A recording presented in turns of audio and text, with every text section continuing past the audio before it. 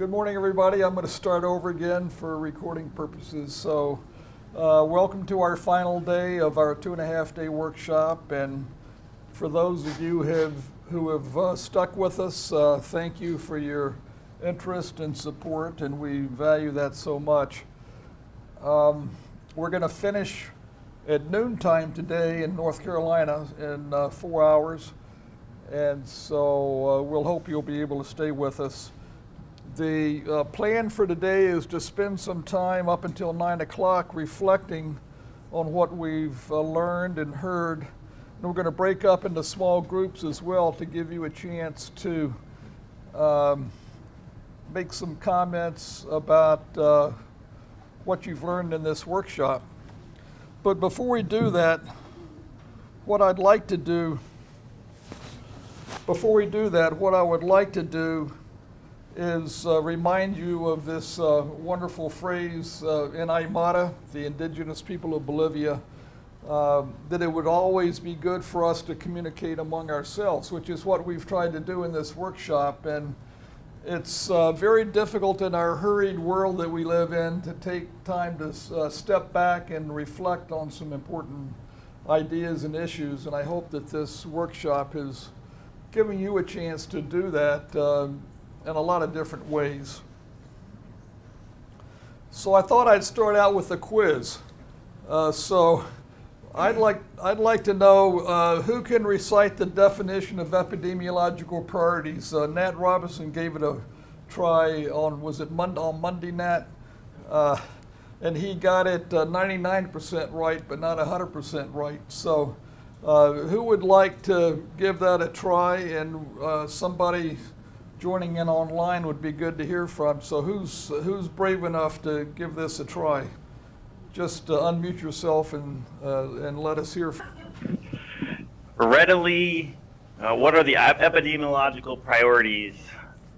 Most severe, readily treatable and preventable diseases in the community. Something like that. Okay, I'll give you a C-.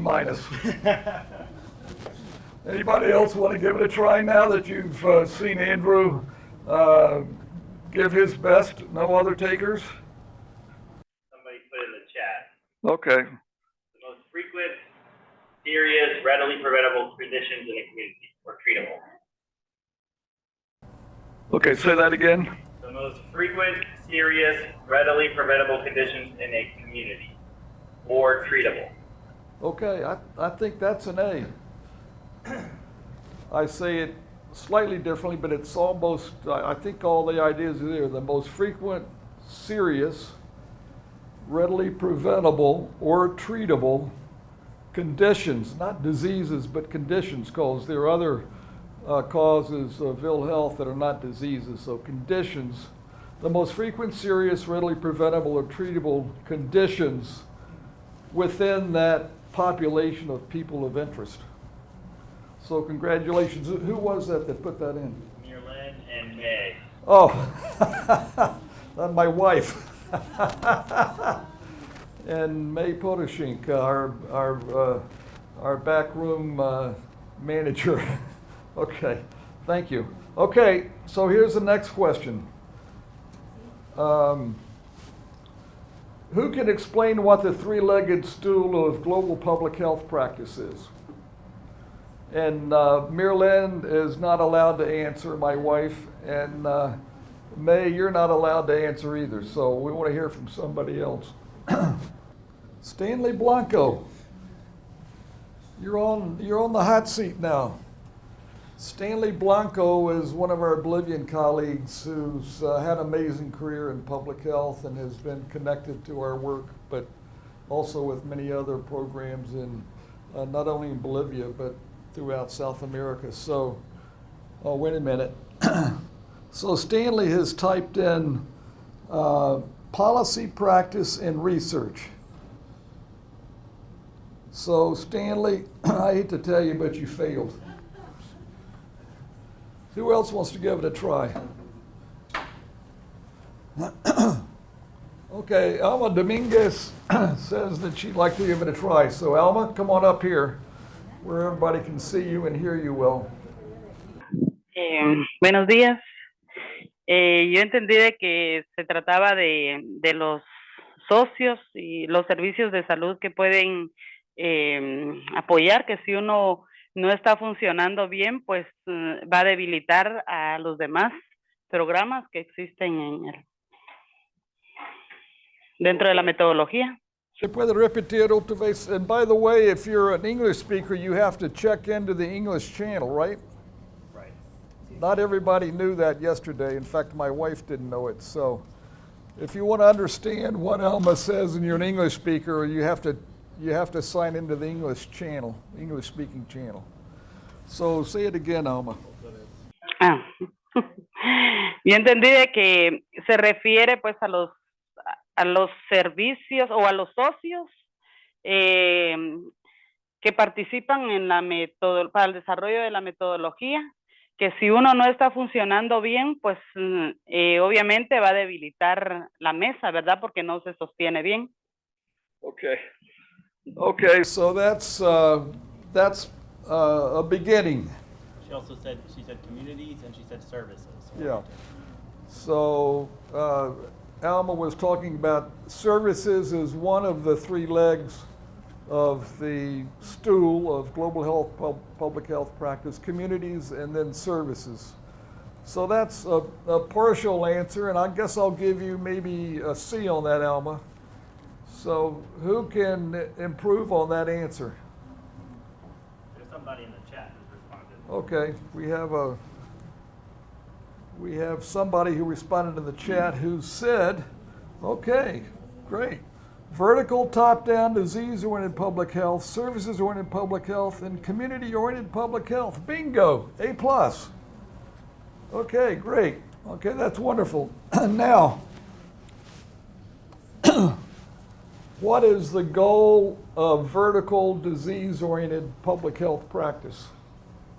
Okay, Barbara, you're in the hot seat now, so come up here and tell us what the goal of top-down disease-oriented vertically oriented programs, what is the goal of that in terms of public health practice?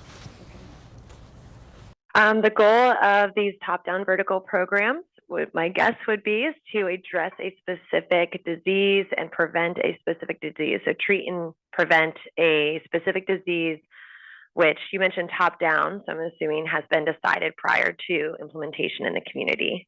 Okay. Very good. I'll give you an A on that.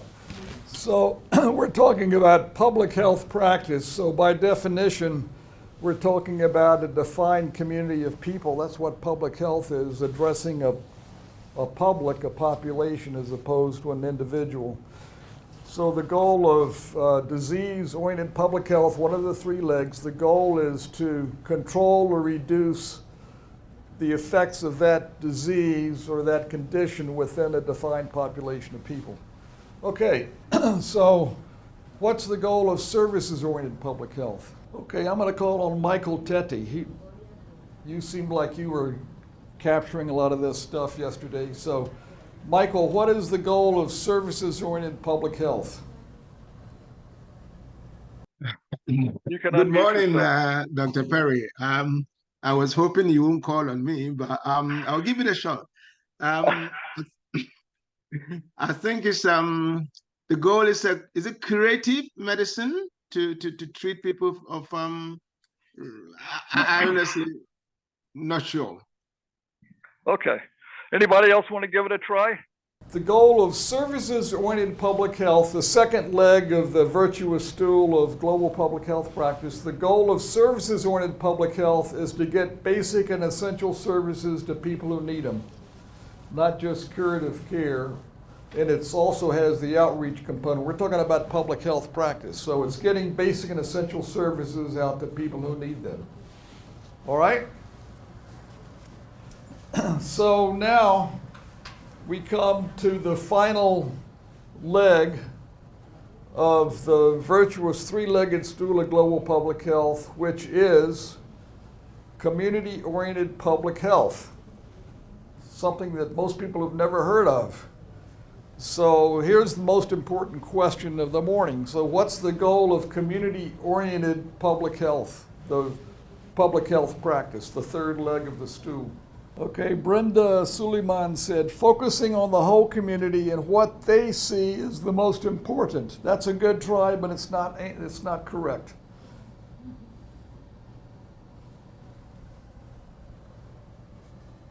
Of course, it's a part of it, but it's not the whole thing. Okay, so Kevin Cayando, come up here and give us your attempt to answer what the goal of community-oriented public health is.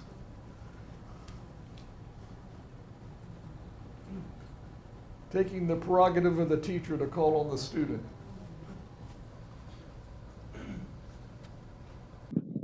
Okay, thank you, Henry. In my opinion, the goal of community health, public health practice is to community-oriented community-oriented public health practice is to get the community to identify their own community health priorities and merge epidemiological priorities and community health priorities as an intervention. Okay, I'll give you a B- on that. That was a good try. Anybody else want to give it a try? Stanley? Mm-hmm. Okay, Stanley Blanco has signed in. He's trying to redeem himself. He says, the goal of community-oriented public health is focusing on the health needs and priorities of entire communities rather than just individuals. Stanley, I'll give you a B- on that. That was a good try, but didn't quite hit the key points. Adam Paul, he says, the goal of community-oriented public health is that health workers must do, let's see, what is that? Health workers must doing good relationship with community leaders. So I'll give a C to you on that, Adam. You missed some of the key ideas. Anybody else want to give it a try? So the goal of community-oriented public health, which I consider CBIO to be a part of, the goal of community-oriented public health is to work with communities to help them improve their health. So I give credit to John Wine for this. He came up with this, and I think of it every day, and I think it's an incredibly useful and valuable orientation to think about what it is we're doing and why. And of course, these three legs of practice, as I said on the first day, they're mutually reinforcing. They're not totally separate, and you can think of a lot of different ways in which certain practices and programs are reflective of more than one of the legs. But still, I think it's a nice conceptual framework to keep in mind. So I wanted to help you try to remember all this. So don't feel embarrassed or don't feel bad if you didn't perform all that well. I've always liked to get my students at Hopkins to stand up and explain all this, and they'd never do much better than you did. So that's just the way it is. And so it's interesting to me how it is difficult to keep the key ideas in clear focus. But it's been a guide for me, and I hope it'll be helpful for you too.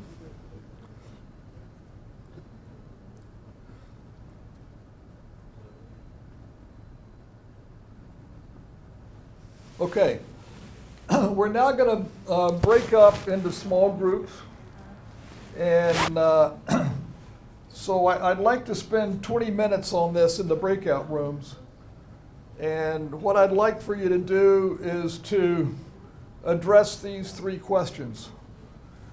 And I'm going to ask you to have a reporter, a recorder, and then somebody who can report for your group so we can share what the discussion has been in the small groups. So there are three questions here. Are you now a fan of CBIO or not? The second question, if you're not a fan, why? And if you are a fan, why? And then the third question, for those of you who are a fan, what can you do to advance the cause of CBIO? Is that clear?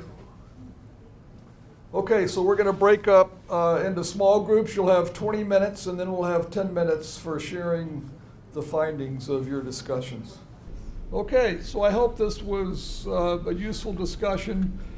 We'd like to hear from each of the breakout groups about what they discussed, and so maybe we'll start with the two groups we have in the room here physically present with us. So who is reporting from our Guatemalan group?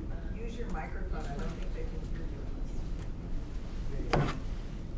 Can you hear me now? Yes. Okay, sorry about that. You may hear him on mine. So we're all back together now, and so let's hear from the small group,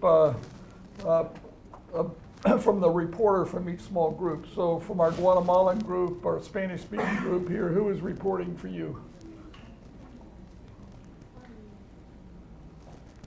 So Juani Valdez is going to be reporting. She'll be speaking in Spanish, so English speakers need to go to the English-speaking channel to get the translation.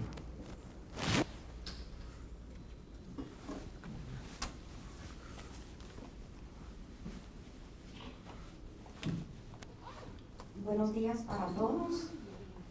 En grupo tenemos las siguientes respuestas. La primera pregunta ¿es ahora usted un fan de la CBIO? Por supuesto que sí, ¿verdad? Todos respondimos porque es la única forma de hacer salud pública, porque llegamos a cada hogar, a cada familia, trabajamos con la comunidad. Además de ello, ahí sí que son las únicas, ahí sí que es lo único que puede llegar a realizar los diagnósticos y todo lo para poder tratar la enfermedad en las comunidades, ¿verdad? Entonces esa es la respuesta número 1. ¿Qué se puede hacer para promover la CBIO? Pospandemia pues nos dejó mucho que tratar, ¿verdad? Porque de nuevo hay que generar esa confianza otra vez con la comunidad, tener ese contacto otra vez personal, porque como todo es virtual, entonces eso se perdió, ese contacto personal que se tiene con las familias, ¿verdad? Porque es una barrera. Pero entonces ahora hay que volver a generar esa confianza de nuevo, porque las reuniones en grupo, por ejemplo, se suspendieron, entonces poco a poco hemos iniciado a volver a trabajar lo que es la salud. Además, es importante invertir más, ¿verdad?, en el primer nivel. Eso ya lo decíamos, porque ahí sí que en el tercer nivel hay mucho problema con insumos, con lo que se le está proporcionando ahí sí que a todas las personas. Entonces ya se pueden ustedes imaginar cómo está el primer nivel, ¿verdad? Entonces, ¿cómo poder invertir más en el primer nivel? Además de ello, también hay incertidumbre y miedo, ¿verdad? Otra vez de volver a iniciar, pero creo que, como ya lo repetí, es importante generar esa confianza, y creo que no es solo en Guatemala, ¿verdad?, sino es a nivel mundial, donde nos hemos dado cuenta que ahorita pues todo es virtual, y entonces vamos a volver a trabajar todo. Puede faltar otros socios, pero la comunidad no. Creo que lo más importante es la comunidad. Entonces esas fueron las respuestas que nosotros pudimos dar en grupo, y creo que la salud pública esta metodología es lo mejor que puede haber, y todos tenemos esa experiencia de trabajarla y hemos logrado muchos resultados. Entonces, muchas gracias.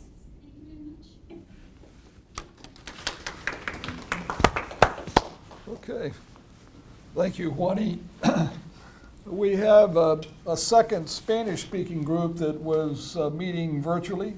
And Andrew tells me that they're now ready to report. So since we're in the Spanish mode, we'll keep going on that for the moment. Yuri. Her name is Yuri. Okay, then we have Yuri reporting, and Yuri, I don't know where you're from, but we're delighted to have you.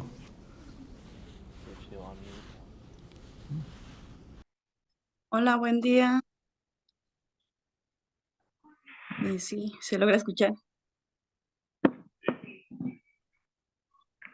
Buenos días a cada uno de los presentes.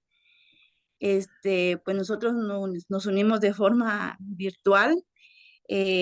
Por supuesto, todos estuvimos de acuerdo que somos fan de la MBCOI.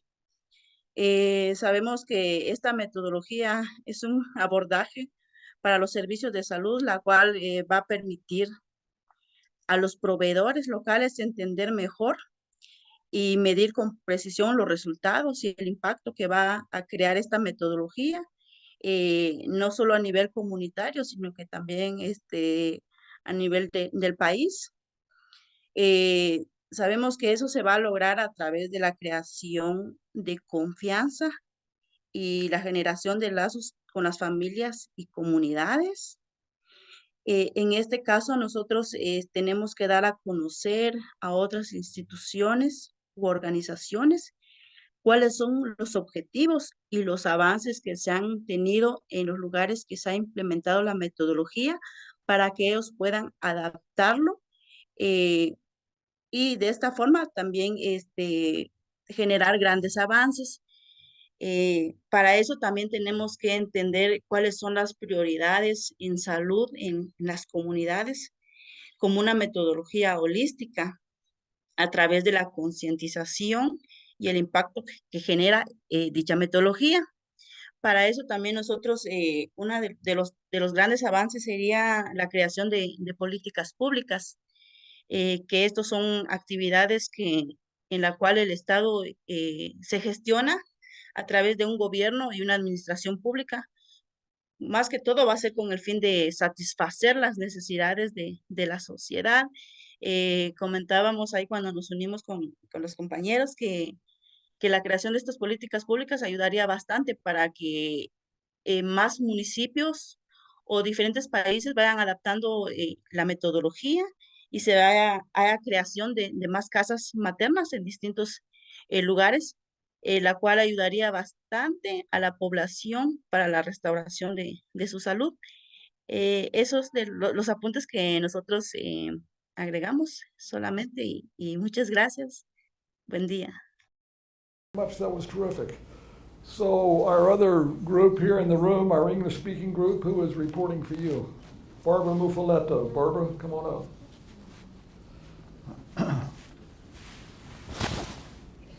Thanks, Henry.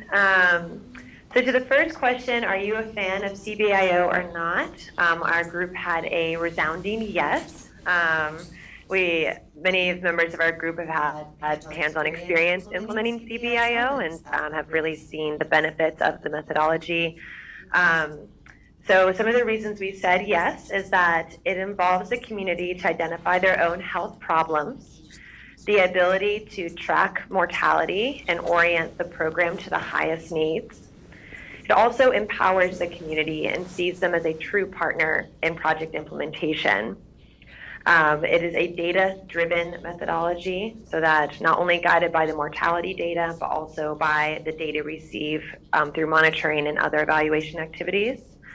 It also works on raising awareness to communities and health workers. So it has this health promotion aspect to it that involves more community actors. CBIO also doesn't begin with bringing lots of new things to communities. It really works with what already exists in the communities in both capacity and resources. And lastly, it is a bottom-up approach, and we conduct it alongside the community. So some kind of overlapping ideas there, but wanted to mention them each distinctly. During our conversation, we talked about some of the the more negative aspects or issues that exist with CBIO. As nothing is perfect, and we hope that from this training, we will, have a community where we're continuing to learn about and grow and improve on the methodology. Some kind of like areas where CBIO could have some improvement is that just, it takes a lot of time with project startup. And with talking with Henry, he said, well, we could start care groups earlier. Like there could be things that are done closer to the beginning of the project that are workarounds. And so this is perhaps an area where we can learn more about.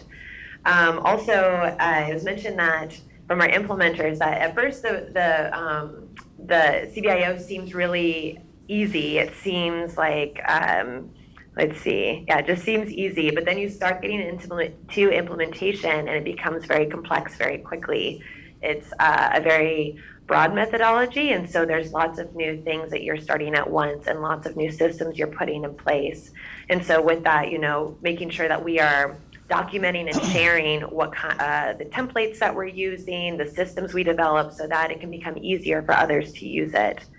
There's a high volume of data to manage, and so digitizing our data would be a potential solution for that. Again, making it a lighter lift to implement. And then lastly, it's a little bit unknown about and we assume it's going to be difficult to implement in a peri-urban area because of it doesn't have necessarily the best conditions for CBIO, a lot of in and out migration, the lack of sense of community among people in there, and the lack of traditional community structures. So we're hoping that will be, that we can learn more about that from Ramiro and CSRA's experience, as well as experience from our partners in Haiti. And of course, I'd like to say again, we are big fans of CBIO. So the next question about what can we do to advance the cause of CBIO.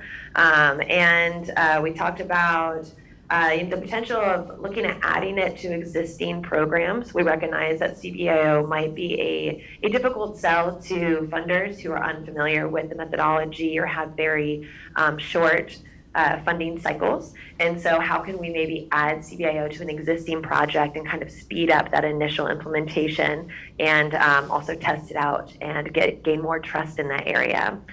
Specifically, they mentioned maybe some randomized control trials. And other things we like to do is training and demonstration to local governments and other CBIO actors on CBIO. And then lastly, what can we do to advance is, to assist with the proper marketing of CBIO. And we see that you've already got it branded with this really beautiful logo and whatnot. So I think that there's great movement going on in the area, and we'd like to assist too. Thank you. Barbara's comments bring to mind what I said the first day. Theory and practice are closer in theory than practice. But having said that, I still believe that theory is very important, and to have the principles in mind, and as the situation brings itself to create possibilities, having the theory in mind, the principles in mind, may present opportunities to apply the theory in ways that you might not have thought about if you don't keep the theory in mind.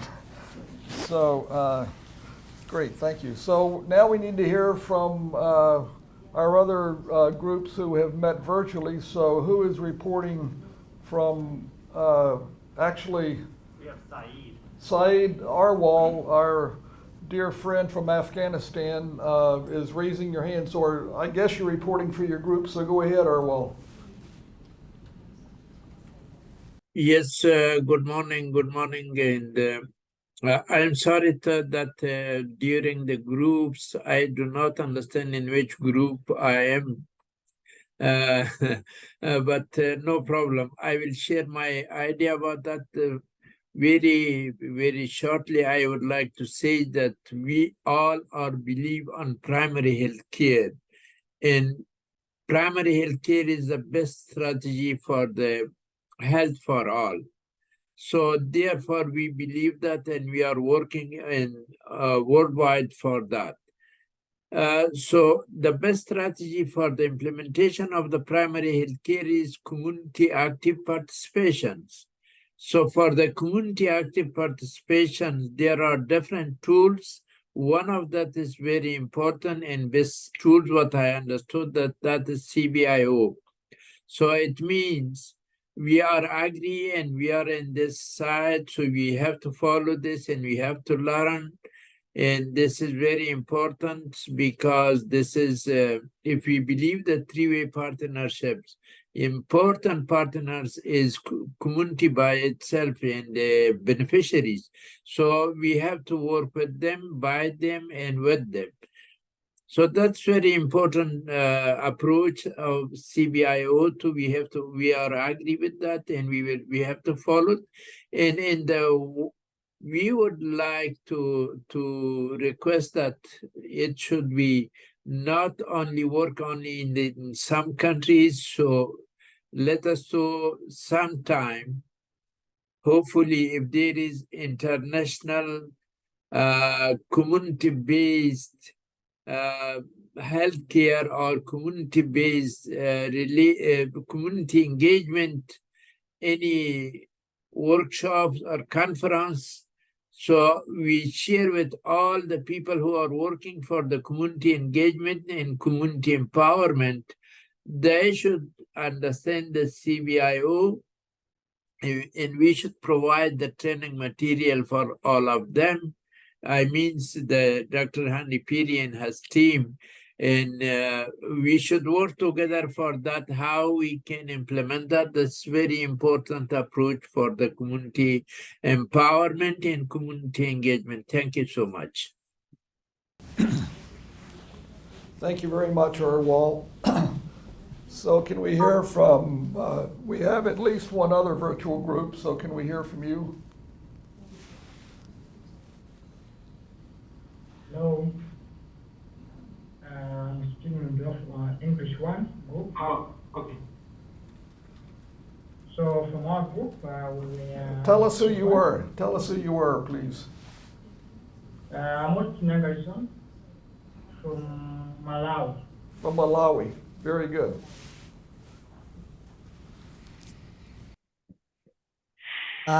In our group, most of the members, for the first question, are you a fan for CBIO?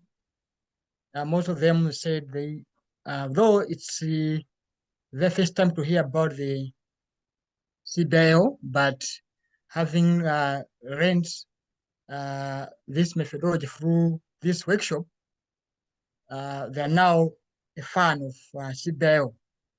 And the reason being, one, some of the things that we have learned, like care group, where most of the members in my group were already doing that at the ground, like for example, care group. So it's just a matter of incorporating some of the concepts and principles of CBIO into already existing projects, and also adapting it to the community they are working. Because this approach is good because it's a bottom-up approach other than a top-bottom approach. So it's a way of reaching people directly and having time to get real-time data to really get the situation at the ground. So that's a very important tool. And also on the other side, we are still in the process of learning. As I said, most of the members in my group, it's their first time to hear about the CBIO. So we are still in the process of learning. There are more things to understand about the tool approach of CBIO. Like for example, maybe what it means to implement at the ground. For example, collecting mortality rates periodically and tracking mortality and visiting households. That how does it feel? What does it mean to do that at the ground? So we need to understand more from those already at the ground doing the CBIO so that we can have a great picture and a clear picture of what it is before we maybe fully adopt it. But some of the components of CBIO, in many of the projects, like for example, care group, they are already incorporated and they are helping indeed in the implementation of the project. In terms of how we can advance the CBIO, it is through documentations. Those doing the CBIO on the ground, they need to document the results and share, so that anyone will be attracted to the results that are changing the community, that are transforming the community, and that are helping the community to have a better life and to improve their health. So through sharing of those results and documentations, that will enable many of the organizations to adopt and to advance the CBIO, and also to share this methodology of how to do it at the ground practically. And again, it's also a matter of this other side to seek information to those who are doing the CBIO. Like, it's not only to wait for them to share the results, but also those who are not doing it, they can also seek information. For example, to visit somewhere like where the CBIO project is being implemented, and to see how they are doing their project, and to feel and to see, to observe how that look like, and what does it mean to do at the ground. So that will help much to advance the CBIO. Thank you. Okay, thank you very much. 1 second, let me unmute you.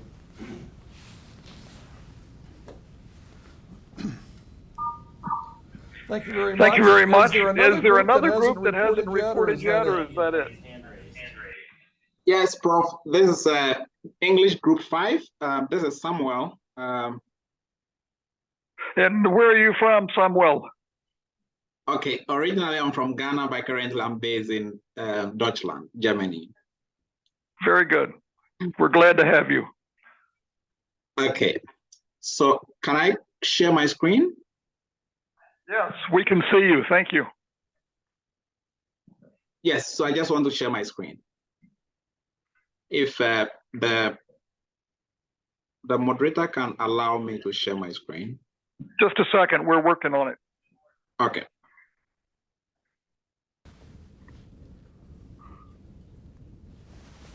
Can you tell him to try again? Try again. Try sharing your screen again. We can see your face, we don't see your screen. Okay, Prof. Okay, I'm trying to share again. Okay. Okay, it works, yeah. So, okay, we can see your screen. Terrific. So make it, a full screen PowerPoint slide there. It's kind of, there we go. Perfect. Great. Congratulations. Thank you. So, good afternoon, good morning, good evening, depending on your location.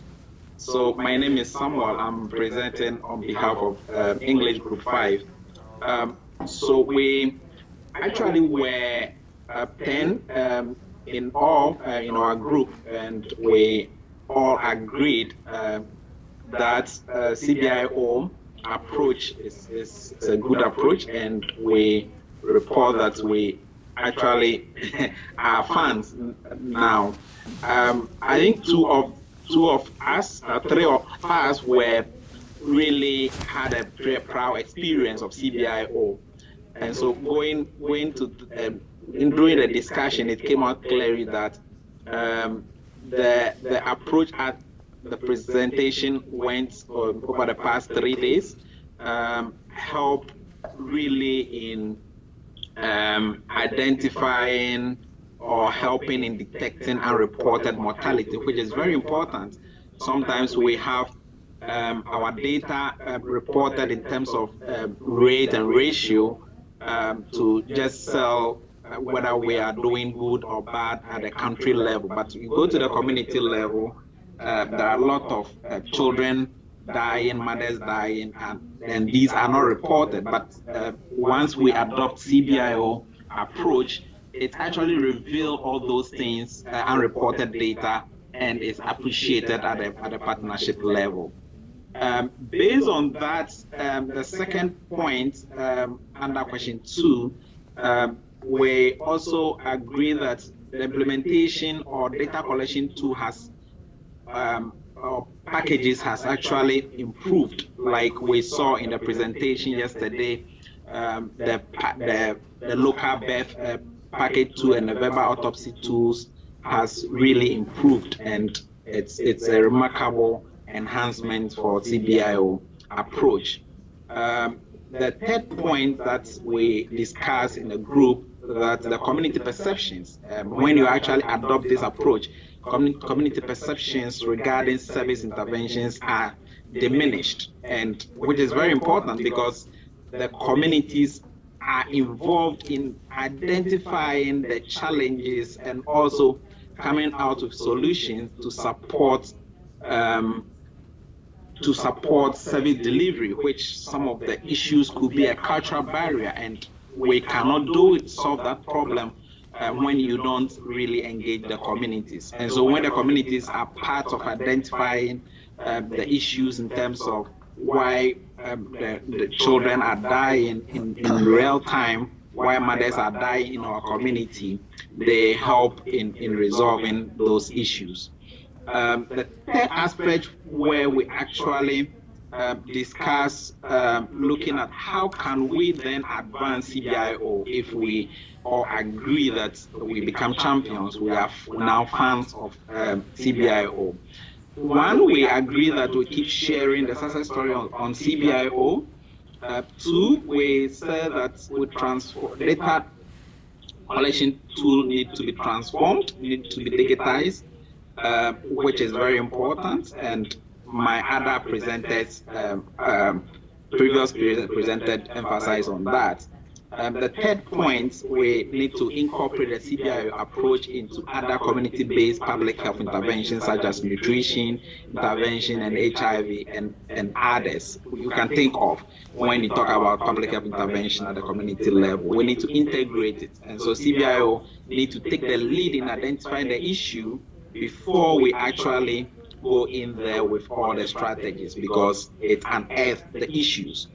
The next one that we actually agreed in our team is that we need to identify and train and mentor CBIO champions across different country levels that can also sell the concepts across as we've started. We had the success stories from Kenya during this presentation throughout these 3 days. We also agree that we need to keep sharing, we need to incorporate CBI approach into other community-based intervention. Okay, yeah, so I end here, and thank you very much for listening. Okay. Over. That's great. You had some repetition there, but that was terrific. So we give you an A+ on that. You had a lot of great points, and you had a wonderful way of sharing that. So congratulations, Samuel, and you've made some very excellent points that I think will help us all as we think about this. So I think we've had all the groups report now, haven't we? Are there any other groups that haven't reported? Okay. Well, we've come to the end of our first session, which is reflections on our work so far. So we're running a little bit behind, but that's okay. We can adjust. So we're going to take about a 2-minute break, and then we'll transition into the next session, which will be evidence on the effectiveness of CBIO, and also a PowerPoint that Aristolic has made, which I really like a lot, about why we should be fans of CBIO. Okay, it's time to start, so get back in your seats and we'll move into the next session. So what I want to do now is hopefully inspire you even more about the value of CBIO and share with you some of the experiences of what I consider to be pioneering programs that have utilized CBIO principles. They may not have called it that, but in essence, that's what it is. So I want to share with you some examples, and want to focus particularly on some of the achievements in improving coverage of key interventions that we know are important for reducing mortality, and also some of the evidence, again, on mortality impact that some of these programs have been able to achieve. So I want to mention these specific projects and programs. So we heard from Abhay Bang on Monday and his amazing program at Search and their success in reducing neonatal mortality. We haven't heard about one of the other great achievements that Search has had over the years, and they were one of the very first projects to demonstrate that community health workers can diagnose and treat pneumonia, childhood pneumonia, and reduce mortality from childhood pneumonia. So we'll try to mention that in a minute. The MUSO NGO in Mali, we heard Ari Johnson on Monday talk a little bit about their work. We're going to share a little bit more about that. We're going to show a terrific video about the BRAC urban slum project. So we've heard various people talk about the challenges of developing this kind of approach in an urban slum setting. So I hope that hearing about what BRAC did with its urban slum project will be inspiring for you. I mentioned the JomKed project off and on. The JomKed project was a pioneering pioneering project that implemented the CBIO principles, but they didn't call it that. But like the Bangs, Raj and Mabel Aroli, who started the JomKed project in 1970 in India, they were students at Johns Hopkins right about the time I was a student at Johns Hopkins 53 years ago. But they were inspired by Carl Taylor, who I've mentioned off and on. And of course, Carl Taylor, as I mentioned, was a close friend and colleague of John Wyan. So we've got this network of personal influences that have had a dramatic impact in a lot of different ways. And as I mentioned before, the JomKed project was one of several inspirations for creating what today is the largest community health worker program in the world in India, with more than 1 million ASHA workers accredited as social health activists. And Roger Rowley was an influential national figure within India to help move this concept forward on a national scale, in the same way that Abhay Bang is now an influential person at the national level in India, but also internationally because of the power of his program and the evidence that they have produced.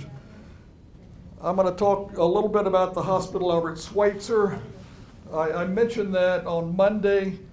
The Hospital Albert Schweitzer is in Haiti, and I had the privilege of visiting there in 1979, and that visit proved to be transformational for me because I had a chance to see firsthand the community-based work of the Hospital Albert Schweitzer that were started by Warren and Gretchen Berggren, who later became dear friends of mine.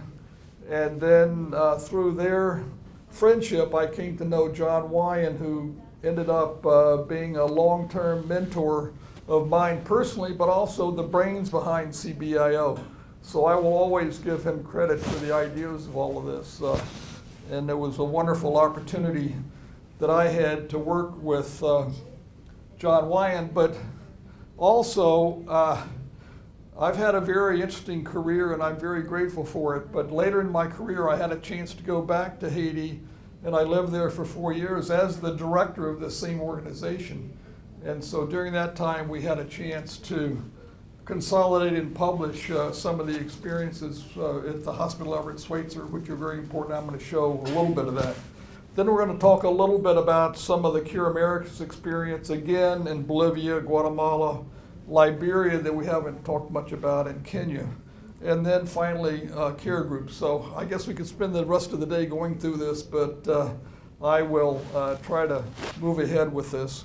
So SEARCH, it's an acronym that stands for the Society for Education, Action, and Research in Community Health.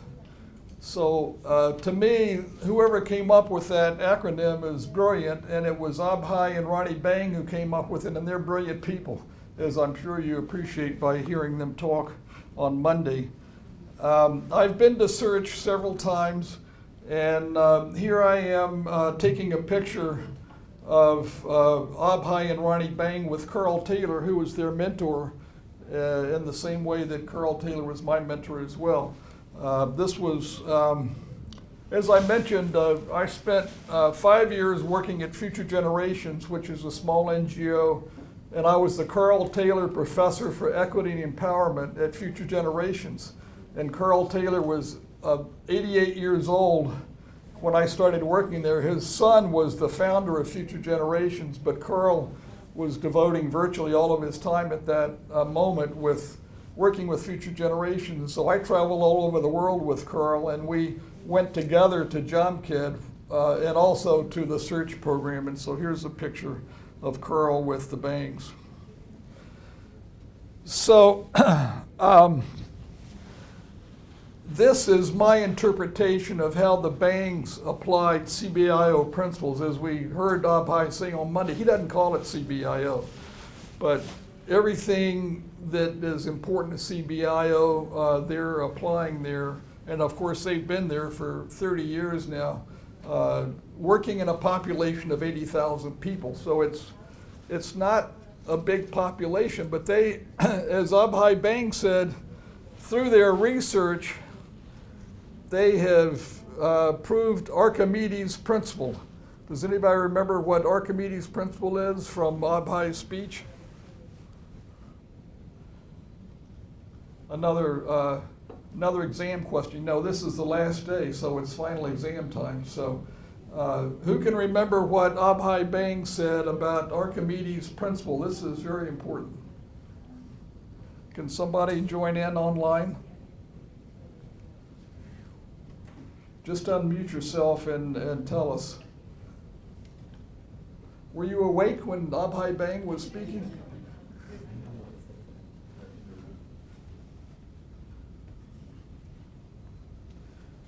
That reminds me of the definition of a lecture. A lecture is a series of words that pass from the tongue of the professor to the handwritten notes of the student without passing through the minds of either. So I'm wondering whether what Abhay Bang said actually went into your mind or not. So Pat, are you raising your hand? Okay, Pat wrote it down. It didn't go through her mind, but she did write it down, so she's going to come up here and read it to you. So it still might not have entered her mind, but at least she wrote it down. So Pat, come up here. So I wrote down. Wait a minute. Get up here. I wrote down two things. I have no idea if either one of them is attributable to Archimedes. One of them is go where the problems are and not where you are the problem. I'm sure that was not Archimedes, but it's a good quote. And the other one is listen to the people and what are their problems or about their problems, something like that. One of those, right? Pat, thank you so much, but you made an F. Yeah. Wait, research on the people. No. I wrote all kinds of things down, but none of that. Anybody else want to give it a try? No? I'm disappointed. Your professor is disappointed, and you're. I wasn't here, but it's a principle. It's a physical principle of water. No, that's a different one. Okay. Okay, so the Archimedes principle that Abhay Bang said is give me a lever long enough. Anybody remember that now? Give me a lever long enough. Is somebody trying to help me out here? Huh? Ann? Can you leave the world? Yes. Give me a lever long enough and I can move the world. Do you remember that? Okay, but the application of the law to our situation here, does anybody remember what that was? How does that principle apply in our situation and in fact in the Bang situation?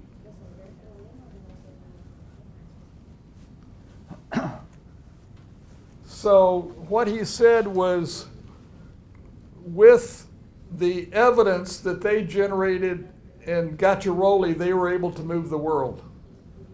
They changed the policies in Washington, New York, Geneva, with a small population of 80,000 people, but with the evidence they were able to show.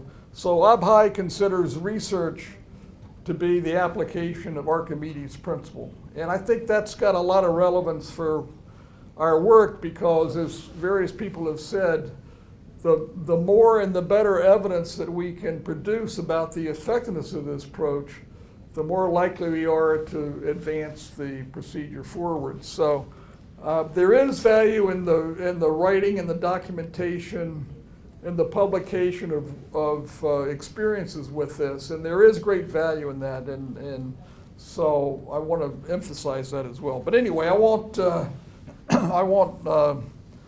go into all these things that you see here, but only to mention, and Abhay Bang mentioned this in his talk, the priorities they identified early on. The first priority, the first epidemiological priority they identified early on was childhood pneumonia. And they developed their own approach to addressing that epidemiology. He was one of the very first people to train community health workers to diagnose and treat pneumonia. And they also published this in the Lancet, and this article was also cited by the Lancet as one of the most important articles ever published in the Lancet. And they showed, because they had a comparison area and a control area within their 80,000 population, so their intervention was 40,000 people in the intervention area. The control area, they had 40,000 people. They had the vital events registration system operating in both at very high quality, and they introduced the intervention of training their community health workers to diagnose and treat pneumonia. And they showed that they were able to reduce the under 5 mortality by 1/3 using this intervention, and it changed global health policy, and is one of the foundations of what today is called ICCM, or the Integrated Community Case Management, which includes the childhood the recognition and treatment of childhood pneumonia, which is the leading cause of death among children under 5 throughout the world. So this is a pretty important thing, right? And then, as I mentioned yesterday, the people themselves identified alcoholism as their own priority, which didn't surface as an epidemiological priority. So the search program put a lot of time and effort into working on a collaborative program to address alcoholism in their community.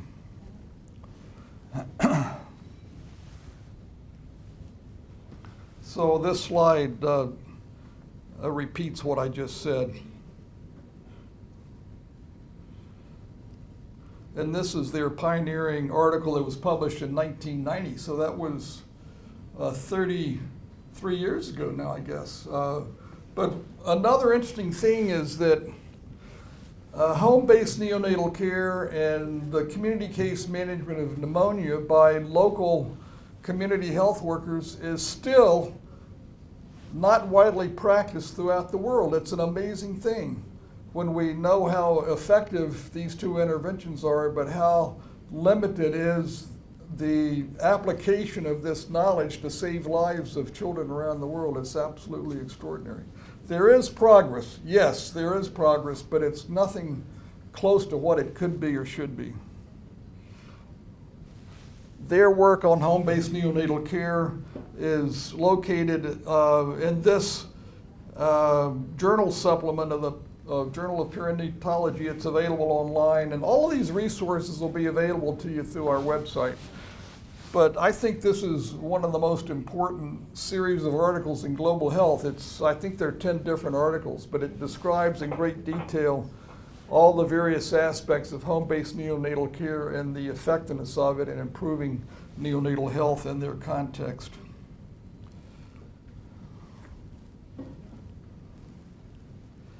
And again, what the Bangs did shows the power of well-conducted research in a small population. And of course, they're geniuses and they're brilliant people, but other people can learn how to do this type of thing after learning from the Bangs as leaders, but other people can learn these sorts of things as we move ahead. So, Abhay showed this slide before, but I want to mention again the value of having a strong baseline before you begin to assess the effectiveness of your program. And so in this case, they had their program going on, and they were making progress. But then when they started their home-based neonatal care program, it was an intervention that was applied within their broader project area. The intervention took place in the intervention area, and they had the control area as the comparison area, which made for a very convincing presentation of effectiveness. So Abhay Bang grew up in Gandhi's ashram. His father was a follower of Gandhi, and I'm going to show a video, a 2-minute video from Abhay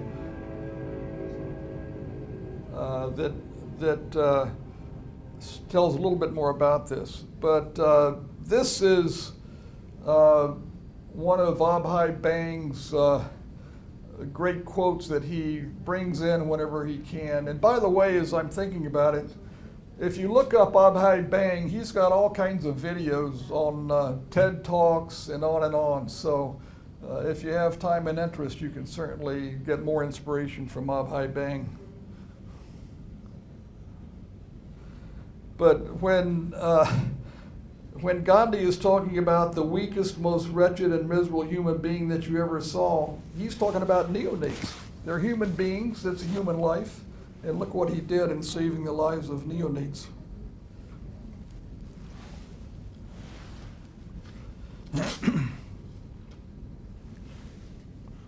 So part of the success of home-based neonatal care is based on the fact that a community health worker visits every pregnant woman before the birth takes place and provides some education and orientation. And then the woman who still gives birth at home, she notifies the community health worker that she's in labor so that the community health worker is there with the traditional midwife at the time the birth takes place in the home. And then the community health worker's job is to attend to the newborn. That's the way this works. And so they've been taught how to manage neonatal asphyxia. So if a baby is born not breathing, then the community health worker has what we call an ambu bag and can resuscitate these newborns that aren't breathing at birth. They all can't be resuscitated, but a large percentage of them can.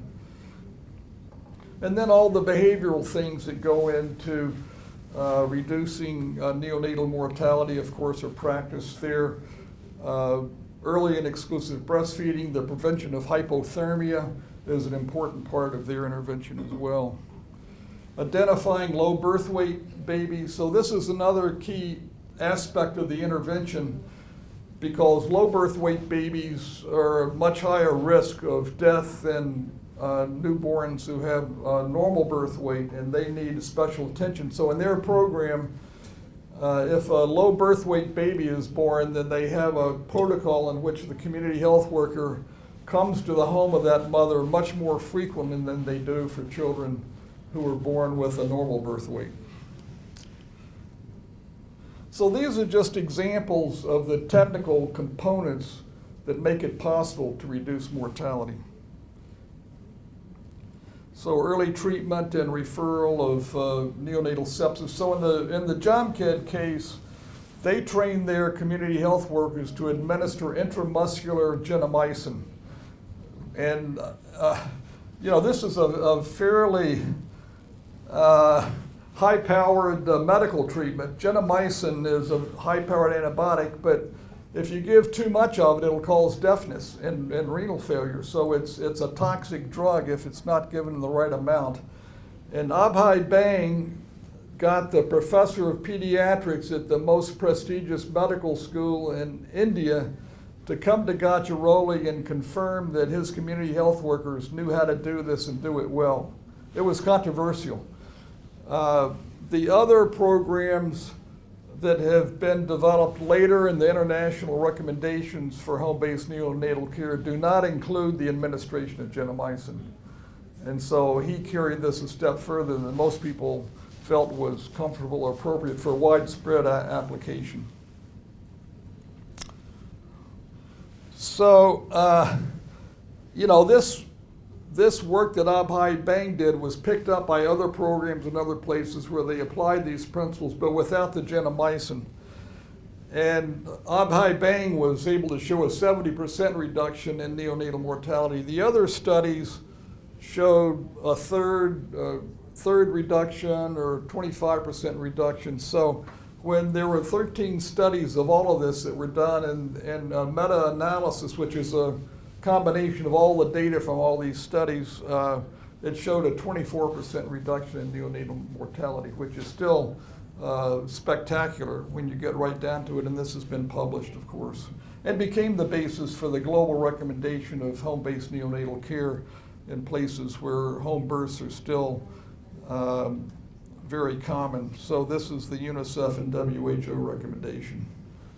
To seek his blessings. My father was a young economist and who was planning to come to the US for doing his doctoral studies. And he went to seek Mahatma's blessings, and Mahatma looked at him for a few seconds and said, "The young man, if you want to study economics, go to the villages of India." Search probably has find out a place for itself by combining going to people, identifying health problems which people feel that they are problems, not because some university professor feels or some journal has a possibility of publishing. On one side, the local people get health care for their problem, but because everything is done as research, it repeatedly has produced research outputs which have been plowed into the national and international health policy. So in a way, act locally, but think and influence globally. Our another emphasis has always been that whatever research we do has to provide benefit to the local population. Third thing, that healthcare or solutions that we try to develop invariably aim at empowering the local communities to take care of their own health problems. Go to the people, live amongst them, love them, listen to them, learn from them, and begin with what they know, build upon what they have. That probably very neatly summarizes how any activist, any researcher can solve the problems, and that's what we are trying to follow. So this is the slide that reflects what R.A. Johnson spoke about in his keynote address. This to me is one of the most spectacular slides that one could imagine if you're interested in saving the lives of children. And you can see here the black line and the dotted line are the national averages in terms of slow decline and under 5 mortality in Mali, where Abhay Bang's program was in a peri-urban area. I want to emphasize that. We've talked about this. And you see the yellow curve there, that's the mortality measurement that they made in their program area. This was not a large program area, so I forget the exact size, but it was like 80,000 people, something like that. It wasn't small, but it was not huge either. And you can see the dramatic decline. So the cynic could say, well, maybe there was some other influence that led to that decline, which wasn't the program. But when you look at what the program did, it's hard to imagine anything else that could have produced that besides the program. And as you remember, their methodology they call pro-CCM, which means that they have a community health worker that's going to every house, and the frequency is not rigid. And I've tried to understand a little bit more about this, but they have paid community health workers who are going to every home on a frequent basis, and it varies from community health worker to community health worker how often they're going, but they're going to every home and they're looking for children with signs of illness. Newborns who are lethargic, that's one of the warning signs of serious illness in a newborn. If they're lethargic and not feeding well, then there's something wrong.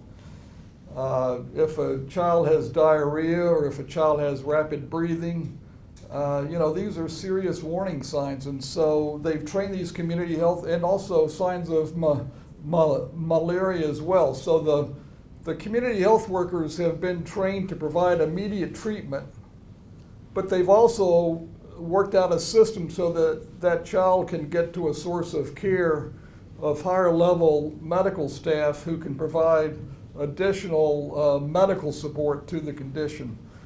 And so you can see the dramatic results. And of course, being in a peri-urban area, they had the benefit of having health facilities that were not that far away. I don't know the details of how far it was, but obviously it wasn't like a rural area where you have 3 hours to get to a health facility. And also, I want to repeat what I said yesterday, or maybe I'll ask if anybody remembers what I said yesterday. Does anybody remember what I said that I heard through the grapevine that the founder of the Gates Institute, Bill Gates, has said when he read this article? Does anybody remember what I said about that? I do. Besides Andrew? Okay, come up here, Kevin.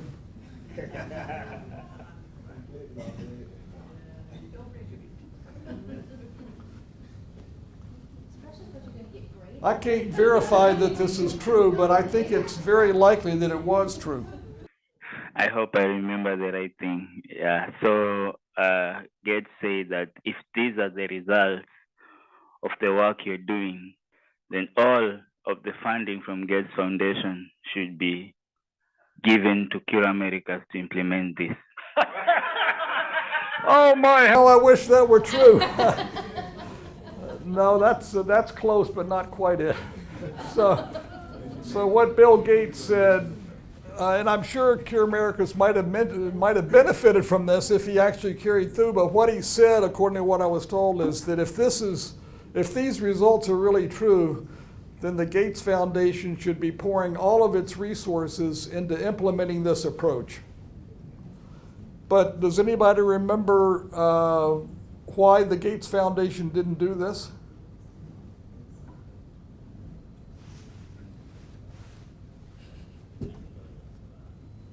Somebody can answer online.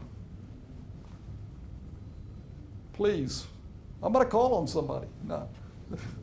Nobody remembers? Again, confirming my basic principle of what a lecture is. Didn't make it into the minds of people. They didn't believe it to be true. Correct. Thank you so much. I don't know who that was, but that was terrific. Harriet.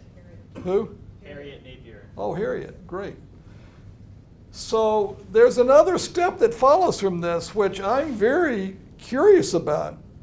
And this was published in 2018. And in fact, they published earlier, and I forget what year it was exactly. They published 3 or 4 years earlier their early results that showed this, whether the curve was early on. So my question is, why haven't other groups replicated this? And why hasn't the Gates Foundation why haven't there been other groups who want to replicate it? And why hasn't the Gates Foundation provided funding for that? I think that's a very important question. If you think about some new cancer treatment that showed results like this, just think how many other groups would be replicating and how much money there'd be out there to replicate this. But look at what's happened here. There's something tragic going on here. Again, it's to bring back the low coverage of home-based neonatal care in areas where home births are still dominant, the low coverage of community-based treatment of childhood pneumonia by community health workers with proven interventions. There's something wrong because we're not extending these very basic and simple and inexpensive interventions to save the lives of people. So now we're going to switch to BRAC. We had a presentation, a brief discussion of BRAC as an organization more broadly, and we had a brief opportunity of a discussion with Morsheda Chowdhury, who is the Director of Health for BRAC in Bangladesh. But I want to talk about one specific program that BRAC has been running, and it's called Manoshi. Manoshi is a combination of three Bangla words, Bengali words for mother, newborn, and child. And so they got a $25 million grant from the Gates Foundation a number of years ago to begin this work. And BRAC's principle of operation is that they don't develop anything, they don't implement anything, or they won't continue with it, and they won't scale it up unless they can sustain it with their local resources. So Manoshi, with this $25 million grant, was a startup grant to establish a program for 8 million people. So $25 million for 8 million people is really not much when you think about the scale of the program. But they developed this in a way that they could sustain with their own resources for the longer term. So this has been running, I think, about 20 years now. And it involves, as I mentioned before, mapping and routine visitation of all homes to identify pregnancies and to trigger the Shasta Shabika is I mentioned the dual cadre system that BRAC has. So the Shasta Shabika is an unsalaried volunteer with minimal incentives, community health worker. These are all women, and they're visiting every home on a regular basis. And when they identify a pregnancy, then they call on the Shasta Kormi, who is the higher level community health worker who's salaried and works full time. She goes to that house and provides education and training about prenatal care and does a quite sophisticated prenatal care visit in the home. Checks the blood pressure, looks for protein in the urine, and she does this several times during the pregnancy. And she also motivates the mother to come to what are called birth huts. And I mentioned this yesterday, and it's very analogous to what we've done with Cure America's Guatemala with their local birthing centers. And I've been to some of these birthing huts. They're simply a room in a slum. They rent, the slum people live in a one-room place, right? So they rent a one-room place, and they hire two traditional midwives who have been working there. BRAC hires two of these people. They provide training and supervision. And so 24/7, one of these traditional midwives who is now an employee for BRAC is available at this birthing center. And they provide guidance and support at the time that a woman comes for delivery. And there's these birthing huts they develop for 10,000 people. So every 10,000 people there was a birthing hut. So they were very close by. And one of the things I learned about Bangladesh, and I don't know how common this is around the world, but in places where there are home births, it's quite common for traditional birth attendants to give intramuscular oxytocin, which is a very dangerous thing to do if it's not given at the right time for the right reasons. And so, like, one of the things that these judicial birthing attendants do is they keep these women in labor from receiving intramuscular oxytocin. Anyway, just a small point. So they were able to make substantial improvements in the neonatal mortality rate and the maternal mortality rate at a very large scale using this approach, which involves CBIO principles. It doesn't involve all of them, but it involves important CBIO principles. So now I want to show you this video. I have to warn you that it's going to stop abruptly, and I'm not quite sure why that is. It wasn't my editing that messed up this time, but it's just... All right, slow down, slow down. Oh. Slow down. Andrew said slow down. Sorry. Late at night.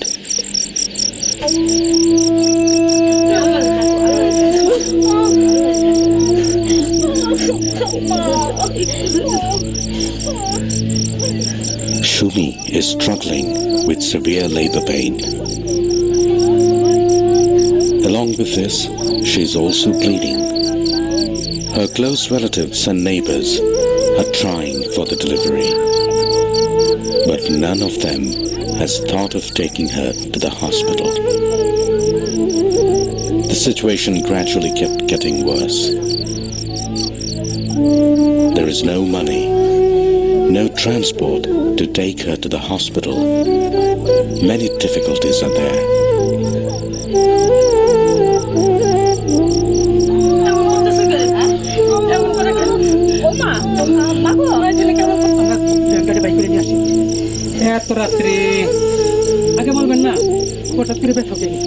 And at last, when everything was arranged, Shumi was no more alive.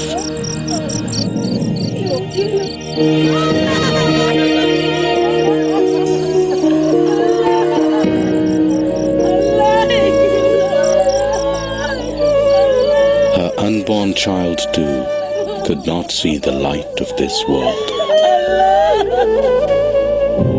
This is a common scenario in Bangladesh.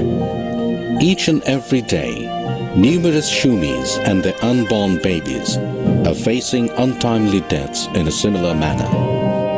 And most alarming of all is that the number of maternal deaths on an average is approximately 12,000 per year.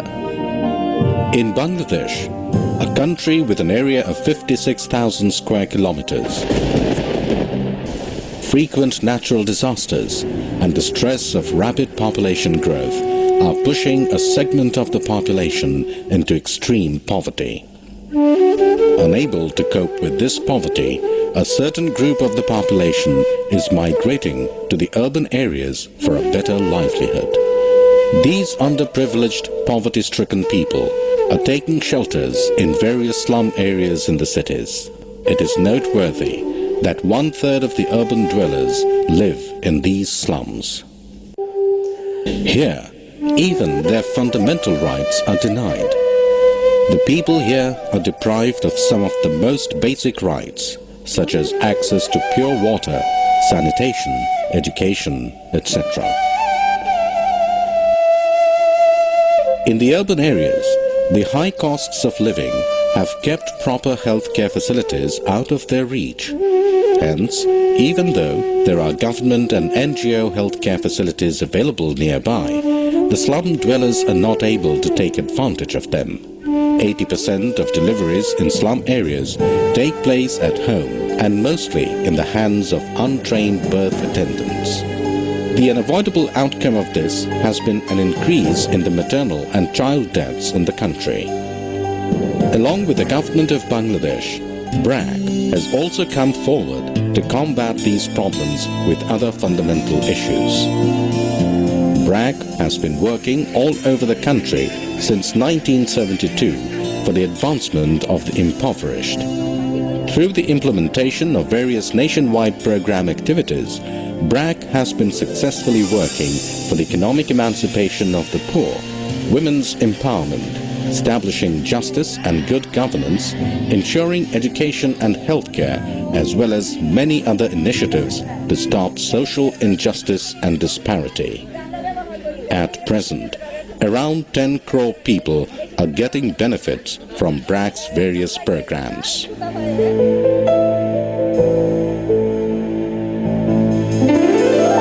In an effort to continue this, BRAC has undertaken a project called Manushi for addressing health of deprived mothers and children living in urban slums. BRAC has expressed its solidarity with the national commitment to achieve the Millennium Development Goals by reducing maternal mortality by 3/4 and child mortality by 2/3 by 2015. The prime goal of Manushi is to reduce maternal, neonatal and child mortality by providing integrated health services through a coordinated community-based health program in the urban slum areas. This project is being implemented to cater to 8 million urban slum dwellers. Manushi is providing necessary health services to pregnant women, postpartum mothers, neonates and under 5 children. The objectives of this project are, among the urban slum dwellers, to increase awareness about maternal, neonatal and child health, to ensure health facilities by developing skill of the health workers, to involve community people with the project to strengthen the healthcare system, to consolidate the referral system with government and non-government health centers and keep them effectively functioning, to implement and expand the GEO and NGO initiatives. Noor Jahan Begum is a Shastha Shebika of the Manushi project. Shastha Shebikas, like Noor Jahan, go from house to house in the intervention area, identify pregnant mothers, attend delivery and give essential newborn care, advise for taking special care of low birth weight babies, and gives treatment for diarrhea and ARI in children and provide drugs to adult tuberculosis patients. Besides, they also give treatment for some other common diseases. The principal responsibilities of a Shastha Shebika are thus: to identify suspected pregnancy, to offer essential newborn care, to take special care of low birth weight babies, to diagnose and provide treatment for diarrhea and acute respiratory infections, to provide family planning services and sell health commodities, to give treatment to tuberculosis patients, and to give treatment for general diseases. In the project intervention areas, one Shastha Shebika is responsible for taking care of 200 households. A Shastha Shebika, on an average, visits 10 houses every day. The selection criteria for Shebikas are: a member of BRAC village organization, married, aged between 25 to 35 years, age of the last child over 2 years, willing to provide voluntary services. After getting proper training, Shastha Shebikas start working in their respective areas so that they can serve their mothers, newborn babies and children without delay in case of emergencies. A Shastha Kurmi is assigned to supervise the work of the Shastha Shebika. For every 2,000 houses or 10 Shastha Shebikas, one Shastha Kurmi is assigned. Along with collecting the pertinent information from the Shastha Shebikas, the Shastha Kurmi confirms pregnancy and registers pregnant women, gives basic antenatal care, weighs newborns within 24 hours of delivery, gives postnatal care for mothers and newborns, gives essential newborn care, and refers to appropriate health facilities in case of any complication. The main responsibilities of a Shastha Kurmi are to confirm pregnancy and enroll pregnant women, to provide antenatal care ANC, to take the weight of the newborn babies within 24 hours of delivery, to provide postnatal care (PNC) to the mother and newborn, to provide health care to under 5 children, to refer to the appropriate health facilities in case of complications. A delivery center has been established for every 10,000 people in Manushi intervention areas. These delivery centers maintain privacy and dignity and immediately diagnose complications and arrange their referrals to hospitals. At these centers, 2 trained birth attendants are always prepared to attend delivery. These birth attendants are experienced, willing to work and selected from the community. They assist in delivery, provide essential newborn and also identify complications and arrange appropriate referrals. The community midwives supervise and support the birth attendants. The health workers organize meetings with the 8 to 9 month expecting mothers to prepare them for safe motherhood.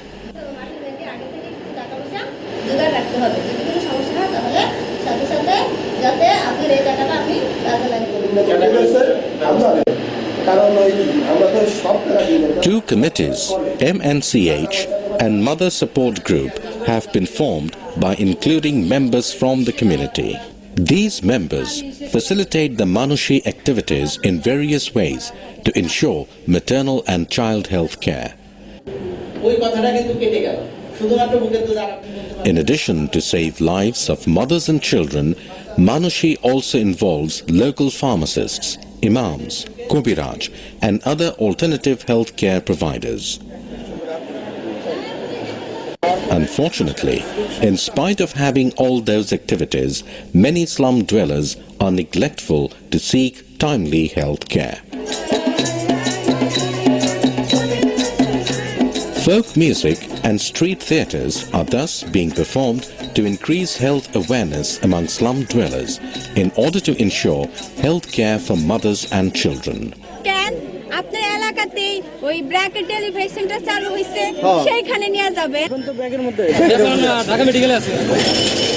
To save lives of mothers and children, Manushi has developed an effective referral system with government, NGO and private hospitals.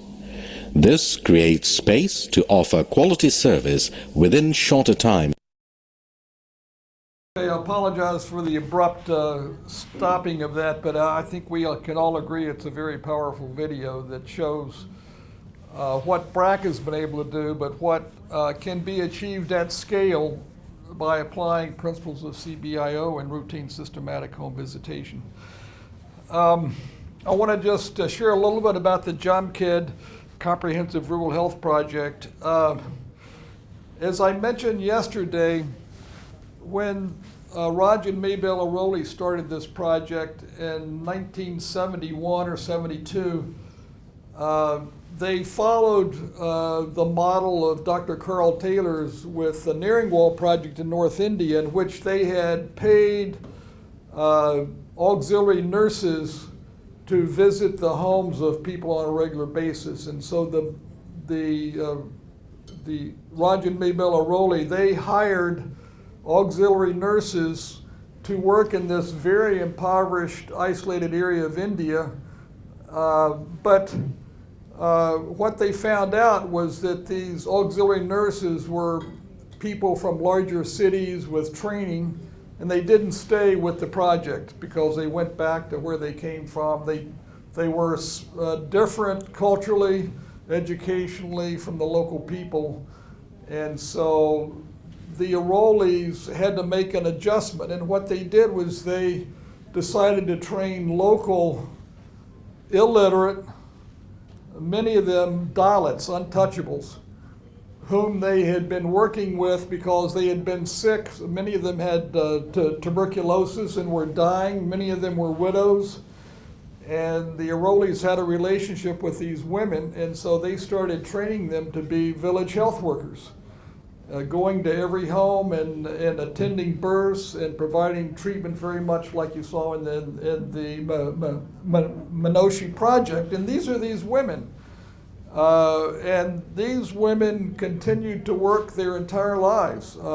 Some of them have now retired, so a few have died, but there's still women there now that have been doing this for 30 years. And so if you're talking about sustainability, this is a pretty strong approach that is sustainable with local resources. And so this is what the Arolis were able to achieve in the JOMKED project relative to demographic and health survey data for the state of Maharashtra, which is also where the Bangs do their work. But it's very impressive. Unfortunately, unlike the Bangs, the Arolis never published this in the Lancet or a scientific journal. They've written a book which has been translated into 7 or 8 different languages and has been read all over the world. And I always tell my students, if you want to learn something about global health, read the book by Raj and Maybell Aroli called JOMKED, A Comprehensive Rural Health Project. And it's one of the best writings about global health that I know of. And so the access to this will be on our website too, of course. But just to repeat again, recognizing that a lecture are words that pass from the tongue of a professor into the handwritten notes of a student. Repetition is the secret to learning, so I'm going to repeat this again just in case you didn't catch it the first time. This project, which started on a very small basis, maybe 50,000 people, they did expand it to a much larger population. But this small effort turned out to be the inspiration for what today is the world's largest community health worker program in India. Has more than 1 million ASHA workers, accredited social health activists. And so also, I mentioned yesterday, I'm going to repeat this again, recognizing that repetition is the secret to learning. We have a book that's available online, and you'll be able to get this through our website. We didn't send it to you yet, but I think it's an important resource. It's a written description of 29 national community health worker programs. And the one from Afghanistan that Arwal was a part of is well described in there. So it's 468 pages long, and you'll see that routine, systematic home visitation is becoming a more important part of national community health worker programs.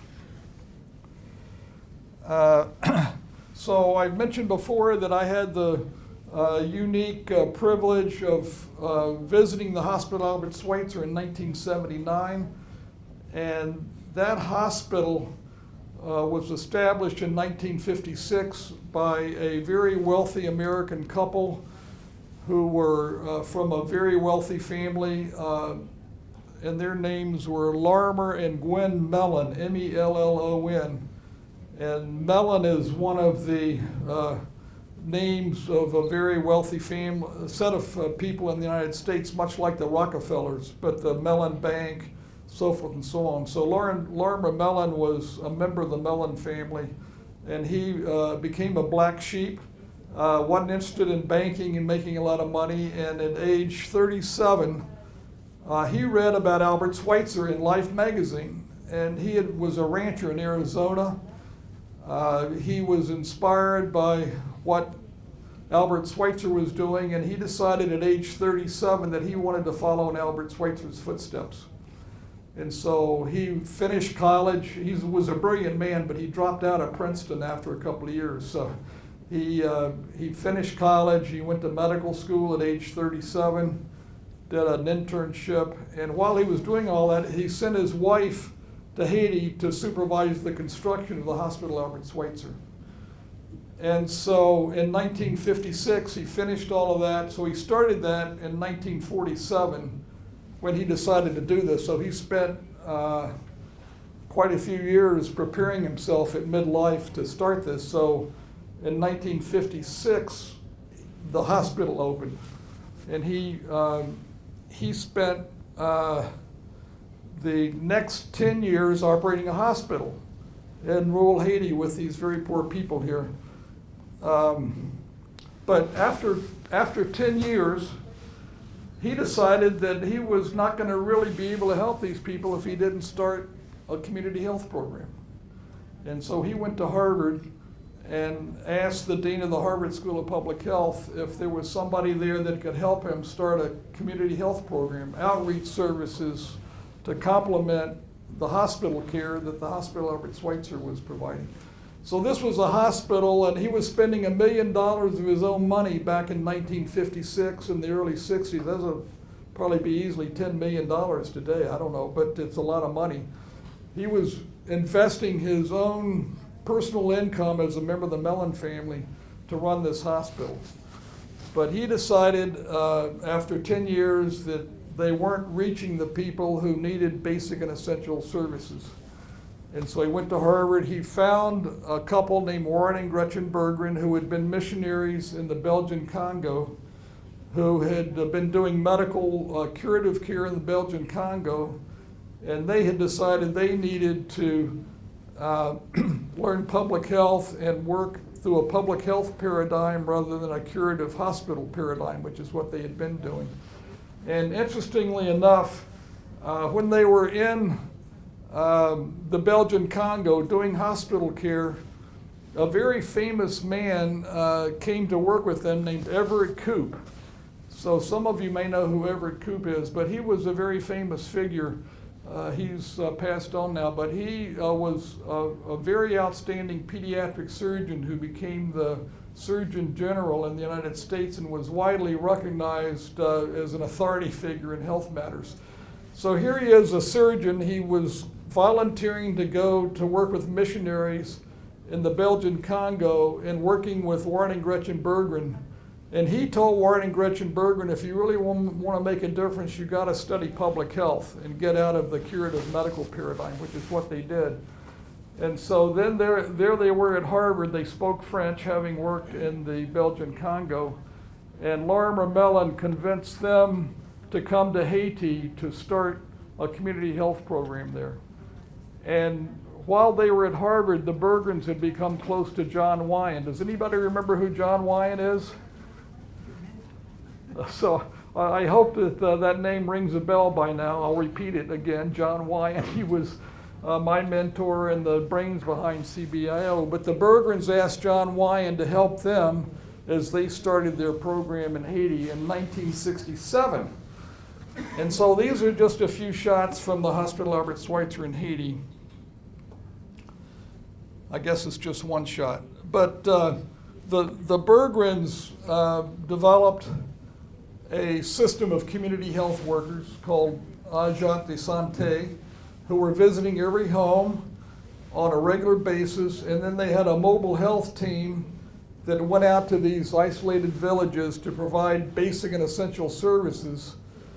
And they, and at that time in Haiti, neonatal tetanus was the cause of something like 15% of all infant deaths were from neonatal tetanus, and it had just been demonstrated that a vaccine given to mothers would prevent neonatal tetanus in newborns. And so they were world famous because of their pioneering efforts to get every woman in this much larger area than the Hospital Albert Schweitzer service area, get these women immunized against tetanus with a dramatic impact on under 5 mortality. So you can see here when the Berggrens started work in the mid-60s, they were able to have a dramatic impact on under 5 mortality. And that, when they got down to a level of about 50, it continued at that level. But when they published their, as I mentioned before, when they published their results in the New England Journal of Medicine in 1981, they demonstrated that their under 5 mortality was 1/4 of that for the country of Haiti. So it was one of the things that inspired me into this line of work, because I visited the Hospital Albert Schweitzer in 1979. The Berggrens had come and gone by that time and had moved to Harvard to teach in the School of Public Health. So they were not physically there, but I did have a chance to see this program in operation, and it transformed my career.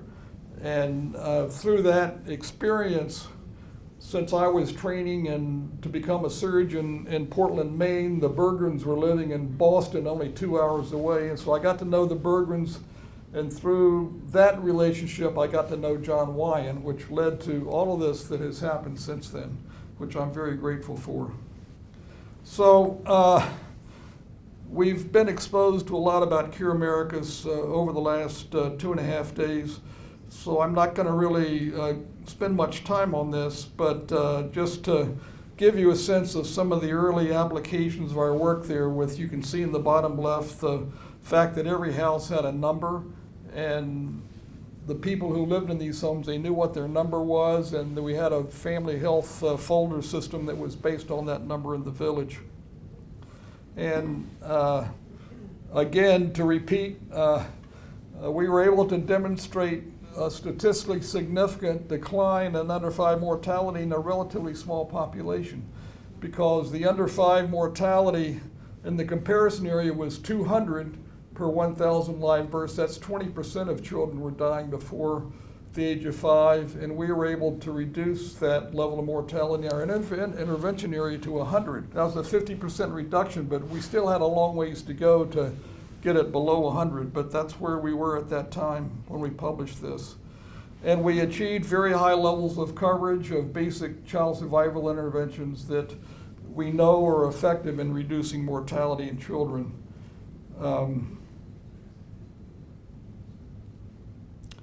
And we've talked about our work in Montero, Bolivia. We heard Dardo Chavez and his lovely wife Mitma share some of their experience. This is documented and published in 2 different articles side by side in a journal called Preventive Medicine and Community Health. And we've shown this slide several times now of the long-term mortality impact of their work in a peri-urban area, again, of Bolivia. And I'd like to give a shout out again to our colleagues from Guatemala. We have just published in February of this year a journal supplement which outlines their application of CBIO Plus. And when I say plus, I'm adding care groups and local birthing centers into this. This is a 10-article journal supplement which is available online free of charge.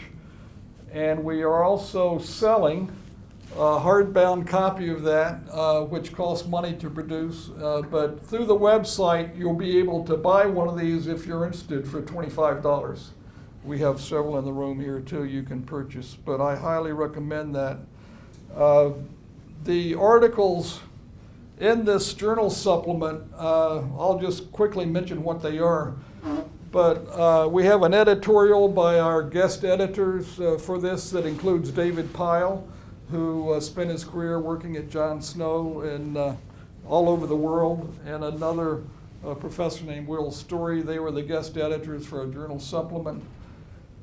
The first article introduces the project and the area where the project took place, which is in a very isolated, very difficult to reach mountainous area of Guatemala, where the roads are very few and far between, and where, as I think we heard Alma say, the staff had to walk hours to get to these communities. And so that was the environment. A lot of more than 80% of the births were taking place in the home. Many of the women are illiterate or very limited education. They spoke an indigenous language. This had been a place which had been called the Triangle of Death, and in the Guatemalan Civil War, there was enormous atrocities against these people, and they were very suspicious of outsiders. So you can imagine that this is a very challenging place to work. But because of Mario Valdez's leadership and his capacity to work with local people there and his long-term engagement in that area, the project has been able to achieve amazing things. And so The second article describes the study site and the design of the research. The third article demonstrates amazing improvements in coverage of key child survival interventions based on household surveys. The fourth article is focused specifically on the results in improving the nutrition of under 5 children. So Guatemala has one of the highest rates of stunting in the world, and they have had very poor success in changing this. And millions of dollars have gone in, particularly from USAID and massive programs to make a difference, and they haven't shown any effectiveness. And so our project has shown a dramatic reduction in stunting within our project area of 100,000 people. Then the fifth article is an assessment of mortality, looking at all the various factors that affect mortality and the achievements that we had in reducing under 5 mortality, and also our achievements in reducing maternal mortality. And then we have an article about the casas maternas, the birthing centers. And then we have 2 articles that demonstrate the effectiveness of this program in empowering women. So I think this is terribly important. We've heard about the empowering effects of care groups, and we've seen that. But it's not only the care group volunteers who are empowered, but we have data that shows that women throughout the area, just mothers and households, have been empowered by this project. Then we have an article that talks about key stakeholder perspectives on strengthening CBIO, and the last article is a summary with measurements of cost effectiveness and policy implications. So this gives you a sense of the area. You can see in the slide to the left where the project was located, in a very isolated corner of Guatemala, right on the border with Mexico. And these are indigenous Maya people who are still mostly speaking their traditional language. So these are some of the improvements specifically stated that I won't read now, but you can certainly read them yourself.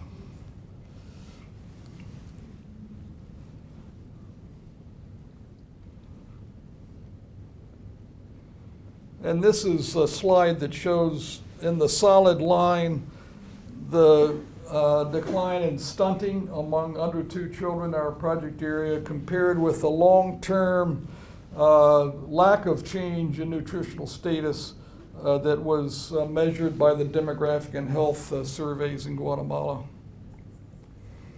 And our decline in under 5 mortality is measured by LIST. And as a matter of fact, I forgot to mention LIST when we were talking about mortality assessments. And I won't take time to go into it, but just to simply say right now that LIST is a tool that can be used to estimate under 5 mortality change that's based on improvements in the population coverage of interventions that have been scientifically demonstrated to reduce mortality. So it doesn't involve the direct measurement of mortality, but it estimates mortality change based on improvements of coverage of these interventions within a defined population of people. And it's a tool that is readily accessible online and so forth. We had a wonderful project in Liberia that we were able to get a child survival grant for with the Ganta Memorial Methodist Hospital that had amazing results. And again, using the care group approach with CBIO, these are some of the achievements that this project documented as a result of household surveys that were carried out at the baseline and at the end line of the project.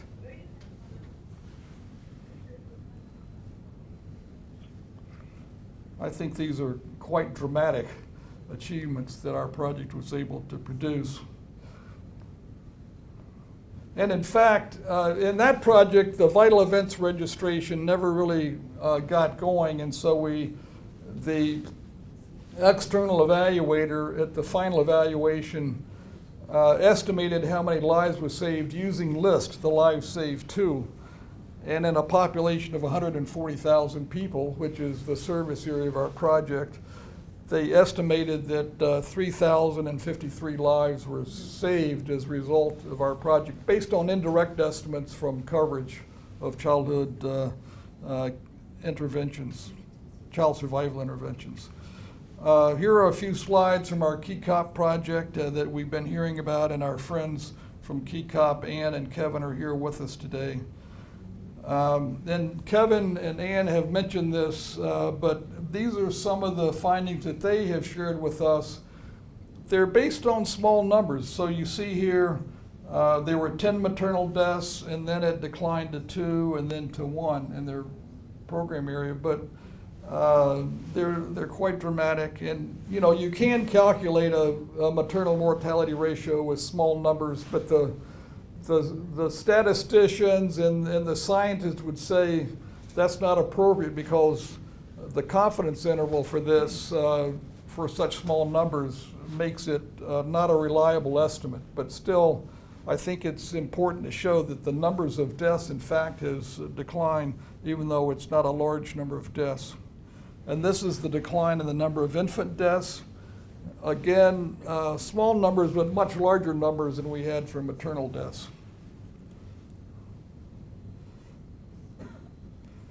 And then the care group projects, we've been talking about them. So I mentioned this before, but I'll go back and repeat it again. How with the care group methodology, you can have a very rapid expansion of key child survival interventions, and I showed this before. The rapid uptake of hand washing practices that are so important in preventing diarrhea in children, and the rapid expansion in immunization coverage, which the care group project helped to bring about in this particular project in Cambodia that I evaluated a number of years ago. And again, these statistics are based on, at the beginning and end of the project, a cluster sample household survey, but the other ones, intermediate, are based on mini MINI KPC surveys that I've talked about before. So I hope you remember when I mentioned that, how that took place.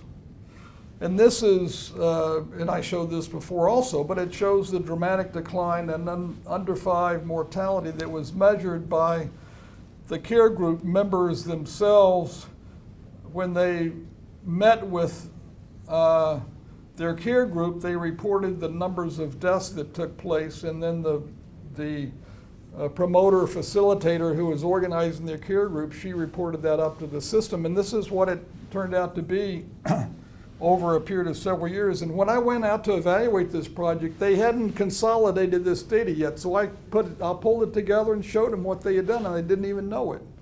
But they had it readily available, and it only took me a couple hours to sort of bring this all together.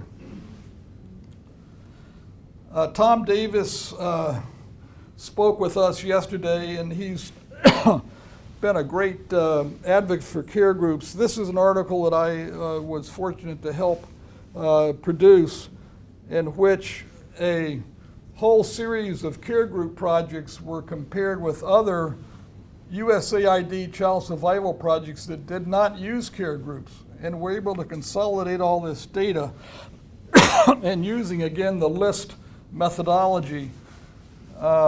We were able to demonstrate that the care group approach produced a decline of under 5 mortality that was estimated to be 32% as compared to 11% among the projects that did not use care groups. So this is one of the reasons why care groups expanded so quickly. What projects were addressed in this article? What projects were you looking at? So Tina Jones was asking which projects are these. So Cure Americas was a part of, excuse me, a child survival and health grants program. And many of our projects were funded in large part by this grants program. But the USAID Child Survival and Health Grants Program funded many NGOs that did many different child survival projects around the world. And as the success of the care group approach was becoming demonstrated, there were more NGOs that started using this methodology who had received funding from the USA Agency for International Development funding mechanism. And those projects all had a similar evaluation that was based on the changes in coverage of key child survival interventions from the baseline to the end line. So there was a uniform way of measuring the effectiveness of these programs, and using LIST, the Lives Saved tool, you can estimate what the mortality decline was. So that was all consolidated into this article. So all the USAID child survival projects that you used care. These were all of the USAID child survival projects funded through this program, and they were divided into two groups, the ones that used care groups and the ones that didn't, and we consolidated all this and published it. This is the article that describes the effectiveness of the project that Tom Davis led and I evaluated, that we published. It reached 1.1 million people. And we could have published 4 or 5 articles based on the findings of this, but we were only able to get one of these published that focused on the reduction in undernutrition of children. But you can see here that we calculated the average annual rate of decline in undernutrition, which is weight for age. We didn't have height data for this, unfortunately, but weight for age. And we were able to demonstrate that in the project area over a 5-year period, the average annual decline in undernutrition was 2.2% compared to nationwide data, which demonstrated a similar, which demonstrated a decline in undernutrition that was 5 times less rapid than what we were able to achieve with the Care Group project in Mozambique and 1.1 million children. So, in conclusion, CBIO principles have been used effectively in many different settings around the world. CBIO provides the opportunity to identify new epidemiological priorities as well as to design and test new interventions for addressing these priorities. So, as epidemiological priorities change over time, CBIO provides the opportunity to refocus the program on new epidemiological priorities that are coming forth. And I showed you the great example from Montero where they started out with an under 5 mortality rate. The first documentation we have of it was, I think, 130 back in 1992, but they'd been working there and it was something like 150 or 180, although it wasn't shown on the graph, and now it's 6. Hypertension is now the epidemiological priority in Montero. It's not maternal and child health. So we're running way behind schedule. And so let me, if you don't mind, we're going to have time to talk here in a few minutes, but let me share another PowerPoint with you that was developed by Ira Stolick. You've seen Ira on the video yesterday or Monday. So is it a video or a PowerPoint? So Ira Stolick, who unfortunately could not be here with us because of family commitments, he's a long-term employee of our organization. He's now officially retired, but he's still helping us out a little bit. But he has done an amazing job in helping our program strengthen their CBIO methodology and the implementation aspect of the work. And he is passionate about CBIO and the value of it. And so he developed this PowerPoint, which I really like a lot, which unfortunately he's not here to narrate, but I'll just run through it quickly. And it's an advertisement for CBIO, but it's a repetition of many of the themes that we've already been talking about. So I'll just kind of run through this relatively quickly here. And in fact, I'm not going to really say much because you can read this more quickly than I can say it.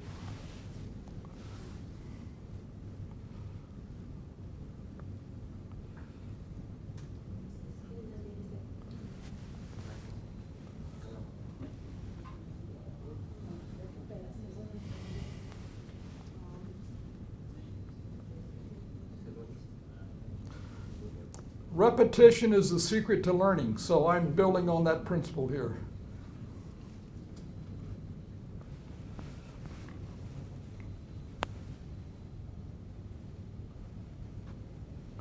Everyone counts and everyone is counted, I think, is an important theme that the Berggrens started promoting at Save the Children many years ago.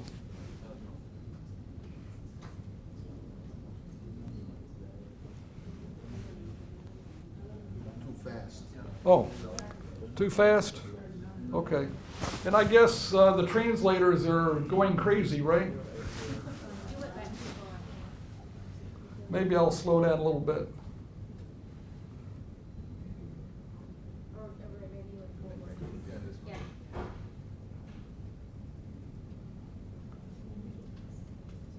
Maybe I'll look to my translators. Give me a cue when it's time to go to the next slide.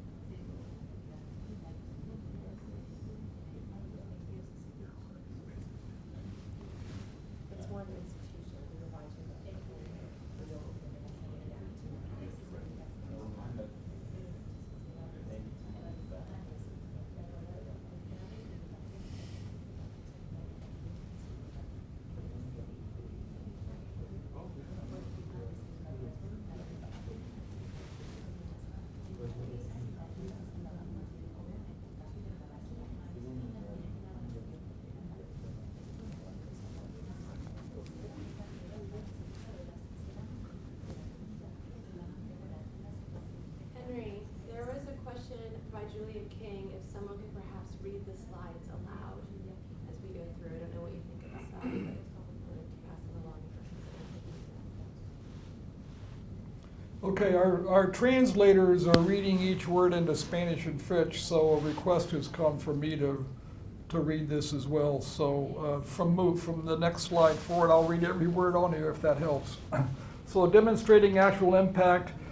While all projects utilize methods of monitoring and evaluation to demonstrate changes in coverage of health services, they rarely can show that they have actually reduced mortality. CBIO is unique in that it can demonstrate actual impact on maternal and child mortality. We can show we really made a difference. The care group, mother, peer educators act as our eyes and ears and report to us all vital events, births, new pregnancies, and deaths among the families they serve. Thus, we can immediately respond with antenatal care or postpartum care and find out the exact cause of death. And here you see a picture of a death registry.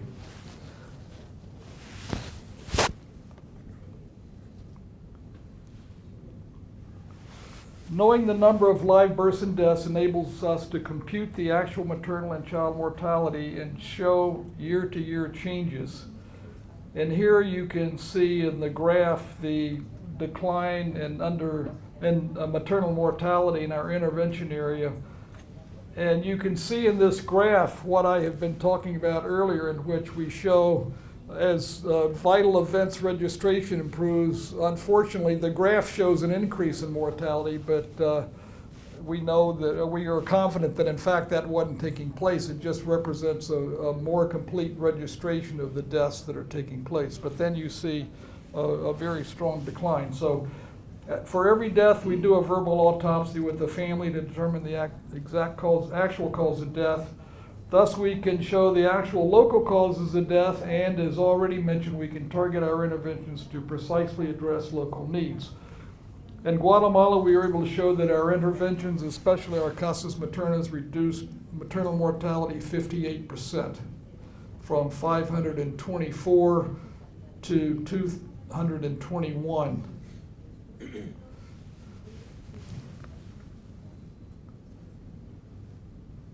Okay?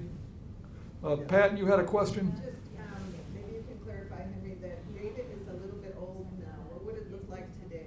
This was from 2015. Okay, so Pat Taylor wants to know what the maternal mortality looks like today, and we lost our expert here. Mario, where did he go? Maybe the back. Okay, so Mario Valdez will be the person to answer that, so when he comes back, we'll ask him to respond to that. So CBIO can be a vital complement to efforts to strengthen the services provided at health facilities, fostering a partnership between clinics and hospitals in the communities they serve. CBIO and care groups stimulate demand for health facility services to ensure that the facilities are actually used when needed. CBIO and care groups also catalyze behavior change that prevents disease, such as proper hand washing and childhood immunizations, to reduce the disease burden that health facilities with limited resources must treat. And here you have a photograph of mothers bringing children to a health clinic for growth monitoring. So, this says at the bottom, in Guatemala, we reduced maternal mortality by 58%, and in Liberia, we reduced under 5 mortality by 63% based on the estimates produced by the LIST tool, the LiveSave tool. In Liberia, the cost per beneficiary per year was only $7. In Guatemala, it was only $12. These are highly cost-effective interventions if you use current standards for assessing cost effectiveness. And you can see the improvements in coverage that we're able to achieve in our project in Liberia and also at our project in Huehuetenango, Guatemala.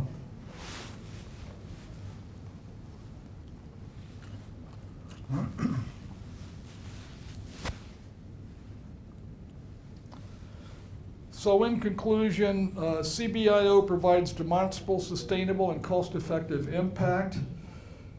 CBIO efficiently ensures that services are provided to those most in need in response to the actual local health priorities. CBIO ensures maximum bang for the buck through precision targeting of services and commodities. CBIO sustains its achievements by empowering communities and women to improve their own health. CBIO can demonstrate the actual impacts it is having on maternal and child mortality. For programs that seek to dig in for the long haul and create just and lasting change, CBIO can achieve sustainable, demonstrable, and cost-effective impact. Okay. Well, actually, we're not doing too bad on time. We've got, according to our previously developed schedule, at 11 o'clock, we're supposed to begin a wrap-up discussion and closure of our workshop. So let's take a couple of minutes here as we transition. But Mario Valdez has come back in the room. So while you were out, the question was asked. We showed this slide actually. So I'm very happy here to share the podium with Mario Valdez, who has been directing our work in Guatemala for 22 years now, and is a passionate advocate for improving maternal, neonatal, and child mortality. And so, Mario, while you were out of the room when I was sharing this slide, Pat Taylor asked the question, what is the current status of maternal mortality in our programs in Guatemala? Because this graph stops in 2014 and 2015. So what can you share with us about what's happened in the last 8 years or so in terms of maternal mortality? Sí, bueno, concretamente ahorita no tengo los datos, pero se puede visitar las salas situacionales del Ministerio de Salud. Ellos tienen ahí los informes, incluso está hasta mayo del 2023, pero lo que hemos identificado y que ayer también el doctor Rodríguez decía del área de salud de San Marcos, es que esas intervenciones de las casas maternas han disminuido bastante la mortalidad de estas áreas. En Huehuetenango se ha notado también que año con año va disminuyendo. También han tenido otras intervenciones porque en Huehuetenango llevan ya 3 cortes de parteras y esto se ha distribuido a los municipios que tienen mayor mortalidad. Entonces, como decíamos, yo creo que esta estrategia en forma conjunta es demostrable, y Kevin también ayer decía que esto también se puede utilizar no solo en Guatemala, sino en muchos países del mundo para poder reducir drásticamente la muerte materna. So we've got about 45 minutes left, and so what I want to do is go through this PowerPoint I have relatively quickly, and then I want to leave a little bit of time for any comments that any of you all would like to make as a final wrap-up. So what I wanted to share during this final wrap-up session is looking to the future and the relevance of CBIO, and why I think CBIO has a bright future, and building a vision for the future.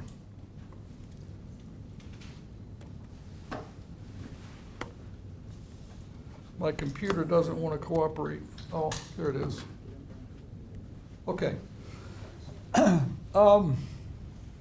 So my first point is that I think it's possible for communities and local field staff to develop the competencies that are required to implement CBIO. That's a fairly strong statement, but a lot of the techniques and tools were originally developed for field research by university level people and highly qualified technical people. But I think we're entering a point in time where we need to learn how to enable people at much lower levels, even down to the community level, to be able to use these tools and techniques which are necessary to make CBIO work. And BRAC is a great example of what can be achieved with a system in which you have strong training programs and strong supervision carried to scale. And if BRAC can do it, other programs can do it too. And I've mentioned before that I know that knowledge, practice, and coverage surveys can be carried out by local groups, and our group from Guatemala is a great example of how local people were trained to do household surveys that we believe were very high quality. And all the steps of it, the design, the sampling, the training of interviewers, the collection of the data, the putting the data in the computer, and the analysis of the data, and the write-up of the data, they were all able to do. And if our staff in Guatemala can do it with very low-level staff, then other groups can do it too. And again, our Guatemala team has demonstrated that these same people, these same local field staff, can register vital events and can put them into a database and can analyze them and produce mortality rates that we think are relatively accurate. They may not be perfect, but we think they're relatively accurate. I spent 10 years working on what is a book that you see here, but it was also published as 11 different articles in one of the peer-reviewed journals that's important in global health. And the woman who directs the community health work at USAID has told me repeatedly that this book changed the course of USAID priorities, United States Agency for International Development's priorities for their programs around the world.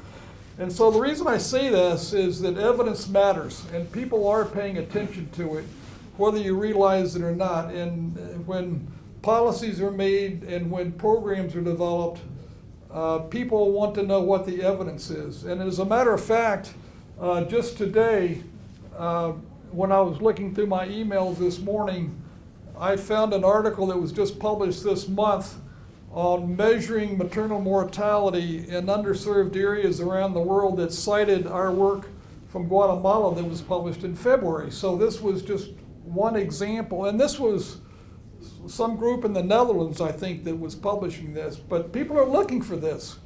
And if there's evidence that is convincing, people are going to make use of it, and that's one of the values of documenting what we're doing in these early pioneering projects. I mentioned this before on the first day, but again, remembering the principle that repetition is the secret to learning. I want to repeat this slide because I think it's a very powerful slide, but it's based on the LiveSave tool, and it's kind of complicated in a way, but it's very simple in another way.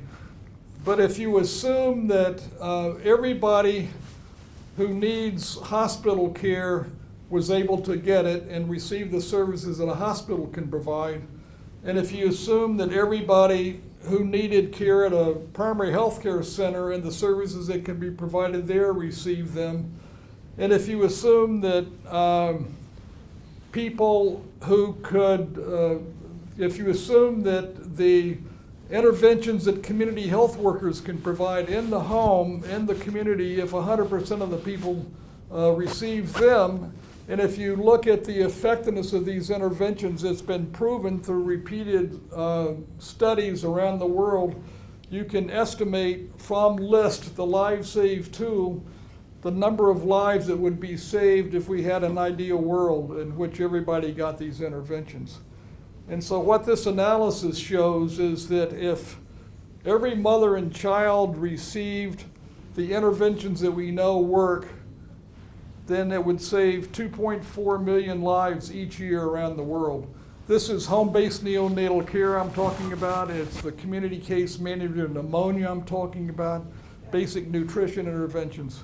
It's also Immunizations, yes, but one of the interesting things about immunizations is because the coverage of immunizations is relatively high, the additional number of lives saved by expanding immunizations is not as great as it would be as if you expanded home-based neonatal care where the baseline coverage is already very low.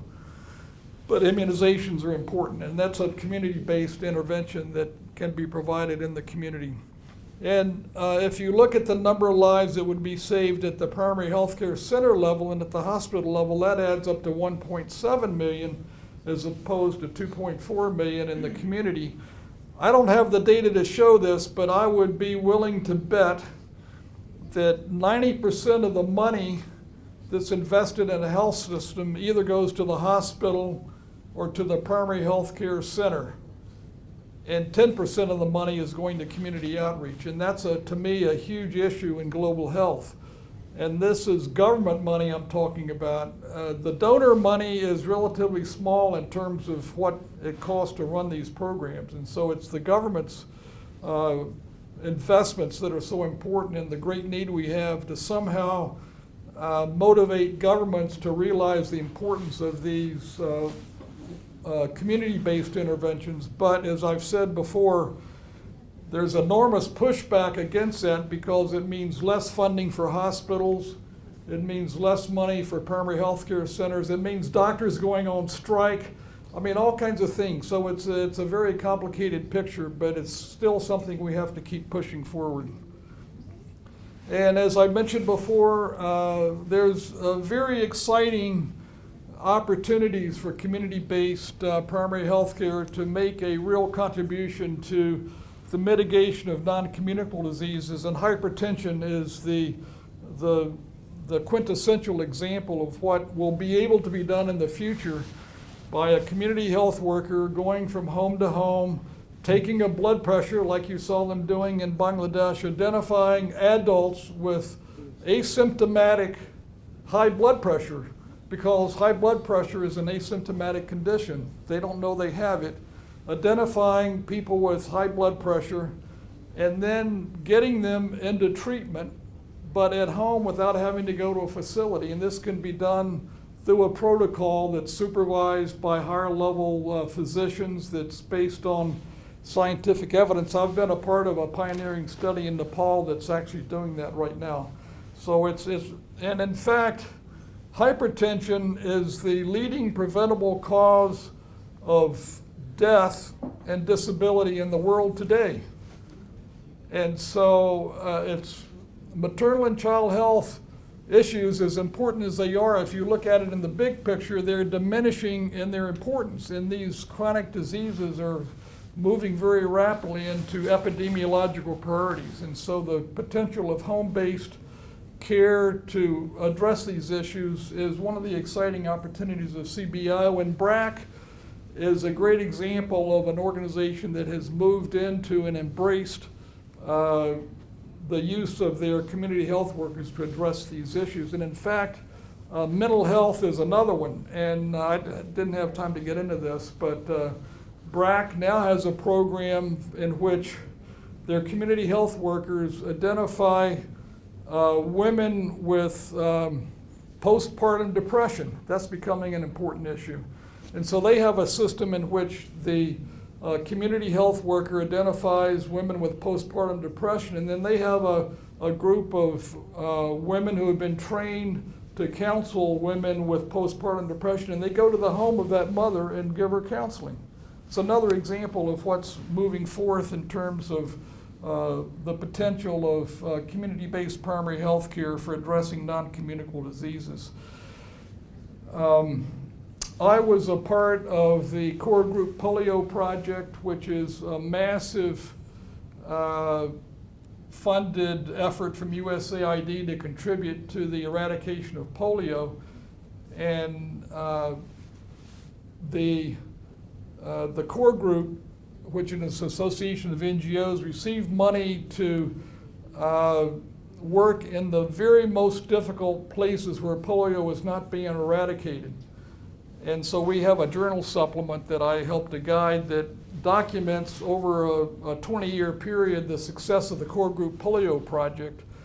And it all boils down to reaching every household with community level workers and also promoting the uptake in every household of repeated polio immunization, but also routine immunizations as well through a census-based approach, where they did this in the most difficult parts of India and Ethiopia and a number of other countries where polio eradication was lagging behind, and it's been attributed to be the key factor for India's ability to eradicate polio early on in the process, which many people thought would never be achieved.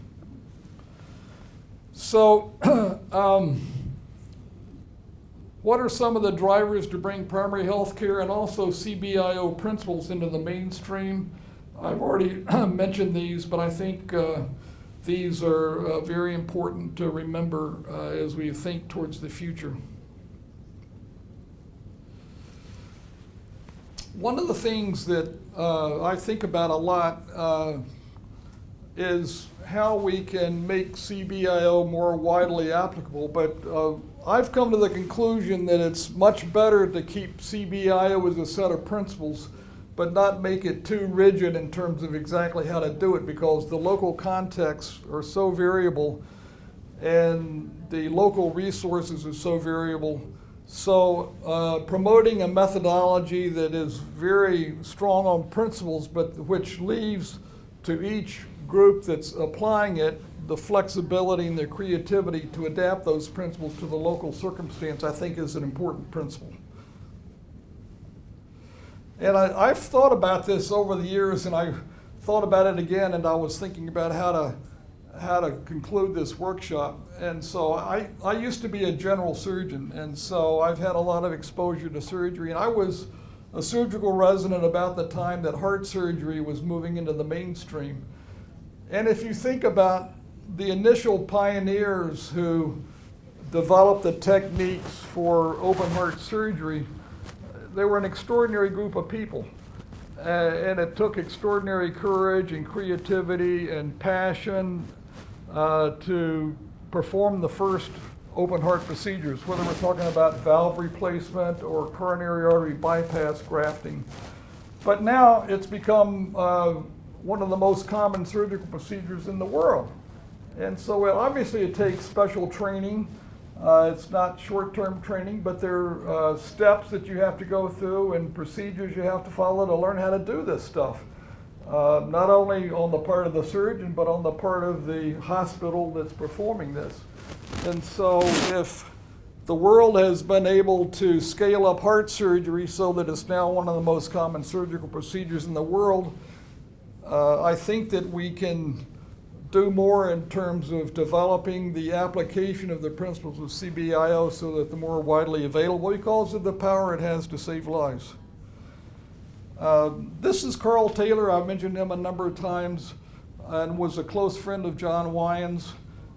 Just before he died, he was working on an article that we were able to get published in The Lancet.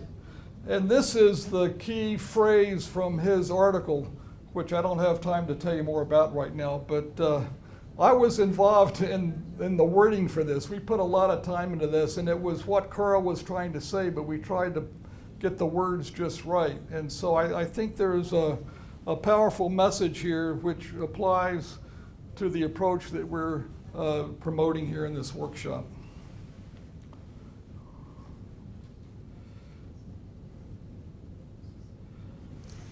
I have always found this statement to be a very powerful one. I've been focusing on this for a number of decades now when I first read it back in the 1980s. But when I read this statement, I ask myself, of course, Rex Findall, who was a British physician who worked in Africa many years, who was a pioneer of using auxiliaries to do basic health care. He was writing this in 1972 and looking towards the end of the 20th century. So now here we are in the year 2023, and when we get to the end of this century, we're going to be asking the same question as he asked for the 20th century. I think it's an important issue. So I wanted to share with you one of my all-time favorites. This is a 3-minute video, and it's not precisely focused on CBIO, but a lot of the ideas in it are highly relevant to what we're doing and promoting with CBIO. Imagine a health worker. It's simple, isn't it? Isn't it? Let's imagine she's... Or she's... Imagine she's a he. Let's stick with a her. What about we call her Flo? Florence. Flo. The thing is, whatever a health worker looks like, whatever she's called, imagine this. She saves lives every single day. She's amazing. But like many of us, she dreams of more. Imagine that dream takes her to the big city. You don't have to imagine that. This is what happens, time and time again. She might get a job at a private clinic. Or maybe she moves abroad to chase her dream. Look, here she is in London. She's working in a hospital. Now imagine what's happened to us. The people she left behind. My wife died when she gave birth with no health worker to help her. Nobody in our village gets vaccinated. Our children are dying from pneumonia and diarrhea. We don't know how to protect ourselves from HIV and malaria. It would only take one health worker to show us. There are 2,000 people in our community, yet we don't have a single health worker. Where's the health worker? Where is she?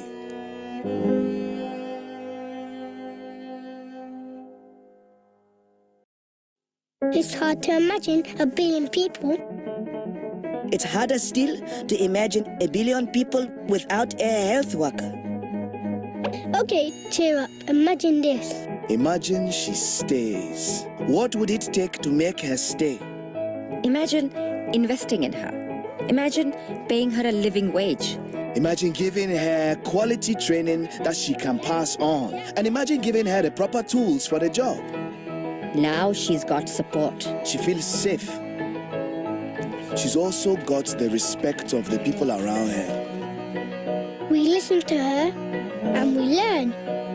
She is important to us and we value her. Imagine what would happen then. Over the years, she could save hundreds of lives. She could inspire and train hundreds of others to become health workers like her. I could be one of them. So could I. Each of us could be saving lives in our own communities. Imagine that. And then imagine what happens next. And then?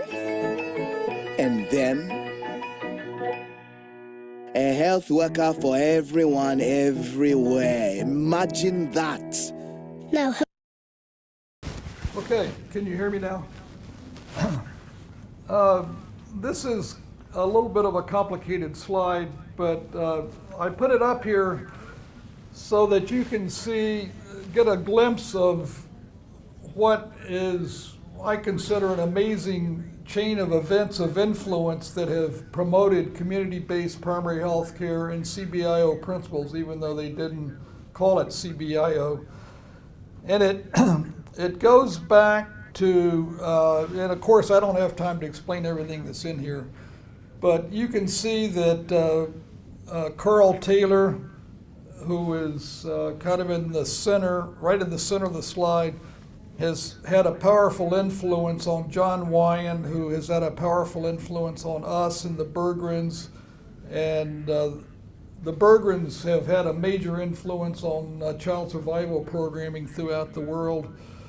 Carl Taylor had a major influence on the Naringwal project in India, which had a major influence on the Jamkhed project in India, the search program in India, the search program in India, that's a mistake, that shouldn't say Bangladesh.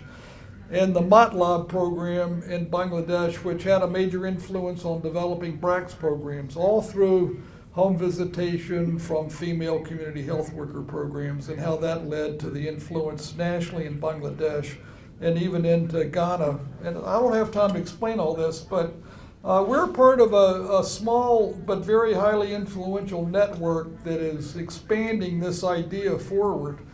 And it's going to continue. I don't have any doubt about that because it's so powerful, but it's been very slow in getting going. So it's now 11:37, I think, according to my watch. So I still firmly believe that it's people and not money that are our greatest resource in global health, and how we can work with local people to help them improve their health is the great frontier for improving the health of people around the world today.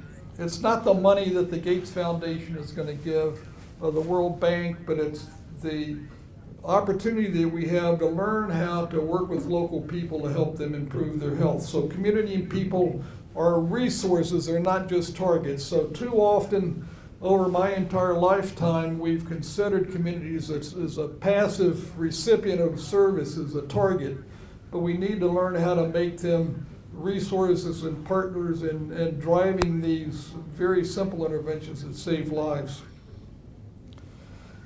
And we need to start small. And there's so many examples around the world where small projects have led to big things. There are many examples around the world where small projects were great, but they failed. They didn't scale up. But still, we have enough experience to show that it is possible for successful small projects to scale up because of their effectiveness. But it takes time to do that. So I would like to I'd like to take about 15 minutes if we could, so that if any of you would like to provide any concluding comments. I don't think we want to get into questions now. We've had plenty of chance for questions. But if any of you would like to share some comments about important insights that you gained from this, or something that you'd like other people to hear who are part of our workshop, this will be the time to do it. So if you'd like to make a comment and you're online, just unmute yourself and speak. And also, if we could see your face, if you could put yourself on video, that would be great too. Okay, so we see Amsalu Shifra. Are you ready to say something, Amsalum? And if so, tell us who you are and where you're speaking from. Can you unmute yourself, please? Thank you, Professor Henry. Can you hear me? Yes, we can. So go right ahead. Okay. My name is Amsalu Shfarao. I'm from Ethiopia. Ethiopia has an experience on community health service, including the health extension program. And the last 3 days workshop has provided a lot of insights and experience across the world. And it is really very helpful, and it will, I hope it will contribute for that. As you have mentioned, the future is the era of community health, because unless community health system is strengthened and improved, achieving universal health coverages will be in orders, not in practices. And I gain a lot of experience here, and thank you for the organization and an opportunity as well. Over to you. That, thank you very much. I saw Stanley Blanco's face appear here. So Stanley, were you going to want to share something with us? If so, please go right ahead. We can see you now very well, and so please share what you'd like to. Stanley Blanco is a Bolivian who's been connected to our work in a peripheral kind of a way for many years now, and is one of the great leaders of public health in Bolivia. Stanley? Well, good to all of you. My name is Stanley Blanco. I am working in Bolivia now, and these 3 days were just amazing because we were able to remember how public health has been developed on the Altiplano. The Altiplano area in Bolivia is with Aymara people living over 4,000 meters above sea level with their specific characteristics. And what is important for me, and what is important for public health in this case, is that CBIO was the beginning of what Bolivia is going through now in the health system. Right now, we are going towards the universal health coverage, and for us, the models of Ancoraimes, Carabuco, El Alto, and Montero were used as, if you remember, when Dr. Trujillo explained, he was very proud of having used CBIO to scale up the program, the process, and to include into public health and universal health coverage. I want to thank you for letting me participate in this, and les mando un gran saludo a todos los amigos de Guatemala, de Kenia, y muchas gracias por permitirme estas palabras. Thank you so much, Stanley. We appreciate those kind words. We have several hands raised up now, so I guess I will call on one of you so each of you don't try to speak at the same time. So the only name I see at the moment is Arwal. So Arwal, I'll recognize you first. And then there's another person who doesn't have a name who has their hand raised. So whoever that is, after Arwal speaks, then we'll let you speak. So Arwal, please go ahead. Thank you so much, Dr. Handy Piri, my Ustad, and you are my teacher, and you are inspiring us all the time. And thank you so much for after this conflict situation in my country, you give us chance to refresh our knowledge and know about the useful activity of the community-based healthcare or community-based initiative in the world. So, and in the same time, I was so happy that it was refreshed for me that what I saw and I learned from different projects of the India and Bangladesh and at the same time for us, mostly you say some example of Dr. Carl Taylor. Taylor was my professor too, and as he was my friend. And the last year of his life, I was for around 1 week in his home in Baltimore. We were together, and all the night we were talking about the community engagement, community importance in the world, especially in Afghanistan, and for improving of the health service. And now I learned more about the community-based healthcare activities from this approach of CBIO, and this was very interesting for me. I learned more about that. And even there was some difference, but the same things, the same activities in purpose we are using in Afghanistan by the name of CBHC, or community-based primary healthcare programs in our countries.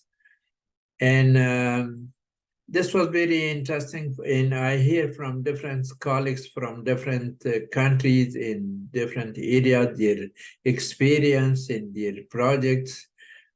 We hear about from them more interesting impact of this approach. So really, it was very interesting for me at this time, this training and this learning from you people in exchange of the knowledge between the colleagues. So it was my pleasure to be with you in this training program, and hopefully to in the future at least what my experience and what I learned before from you peoples to use for improving of the health of the peoples. Because if we are not working for the main partners of the all projects in the world, that is the community or beneficiaries, if we not engage them, if we not empower them, the community will not feel the ownership of the projects. And that's very important for successful program when the community or beneficiaries got or feel the ownerships of the program. So this is the best tools for the feeling of ownership by the communities and involvement of the communities. As Abiban says that we have to do for the people, by the people, with the peoples. That's very important. And we learned that. And thank you so much, Dr. Hanipiri, that you give us chance to once again learn from you and from the colleagues from different area. That is all for me for this time. Thank you so much, and over. So we have heard from Saeed Habib Arwal multiple times during the course of this workshop, which has been a real inspiration. Arwal has been the champion for community-based healthcare in Afghanistan for more than 2 decades now. And he's been slogging away, obviously with a lot of external support, but at the same time, he's been the Afghanistani champion of community health that has led to extraordinary progress in improving the health of the people of Afghanistan. And he hasn't quit yet, even though he's now at Harvard and is holding forth from there. But we'll be hearing more from Arwal over the years as well. So Arwal, we are so grateful for your commitment and dedication and the progress that you made in bringing community-based healthcare into the mainstream of the Ministry of Health's work in Afghanistan for a very large population of people. Thank you. So I now see my dear friend Wes Jones on our screen here. Wes, are you going to make a comment? Yes, thank you. 2 points. There's an old saying, united we stand, divided we fall in the United States. And we have a number of different projects here today. And Cure Americas has found the value of linking their programs in Bolivia, Guatemala, Liberia, Haiti, online. I'm not sure how often they're meeting. I think it's every 3 months or so. And they found this highly educational. I would encourage the people here today to talk together on a periodic basis. You'll learn from each other the challenges that you face. And Andrew has mentioned that the programs in the different countries are now demanding that they meet. They found it to be so much value. That's the first point. I'm struggling to remember the second point. The second point is that Guatemala got started visiting the program in Bolivia.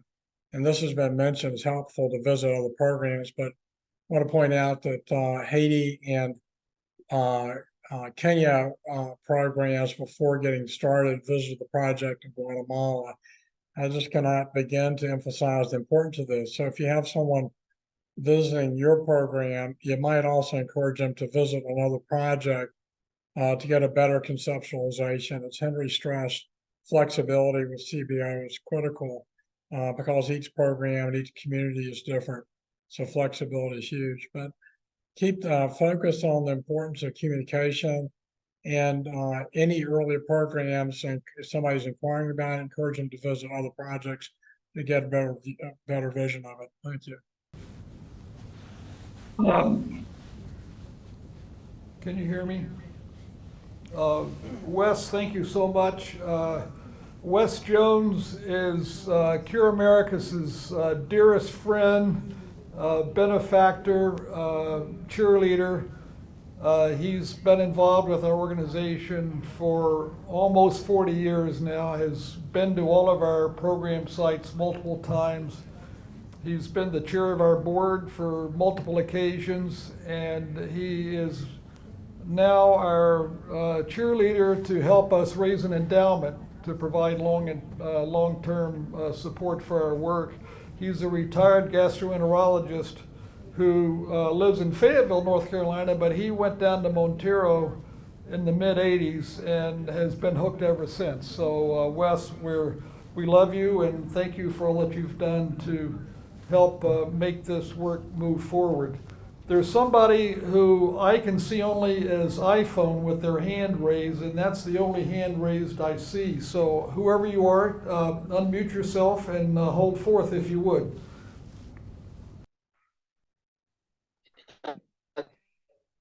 Thank you very much, Is that the only hand Dr. raised? Perry, for this opportunity. My name is Dr. Kokua Una Williams.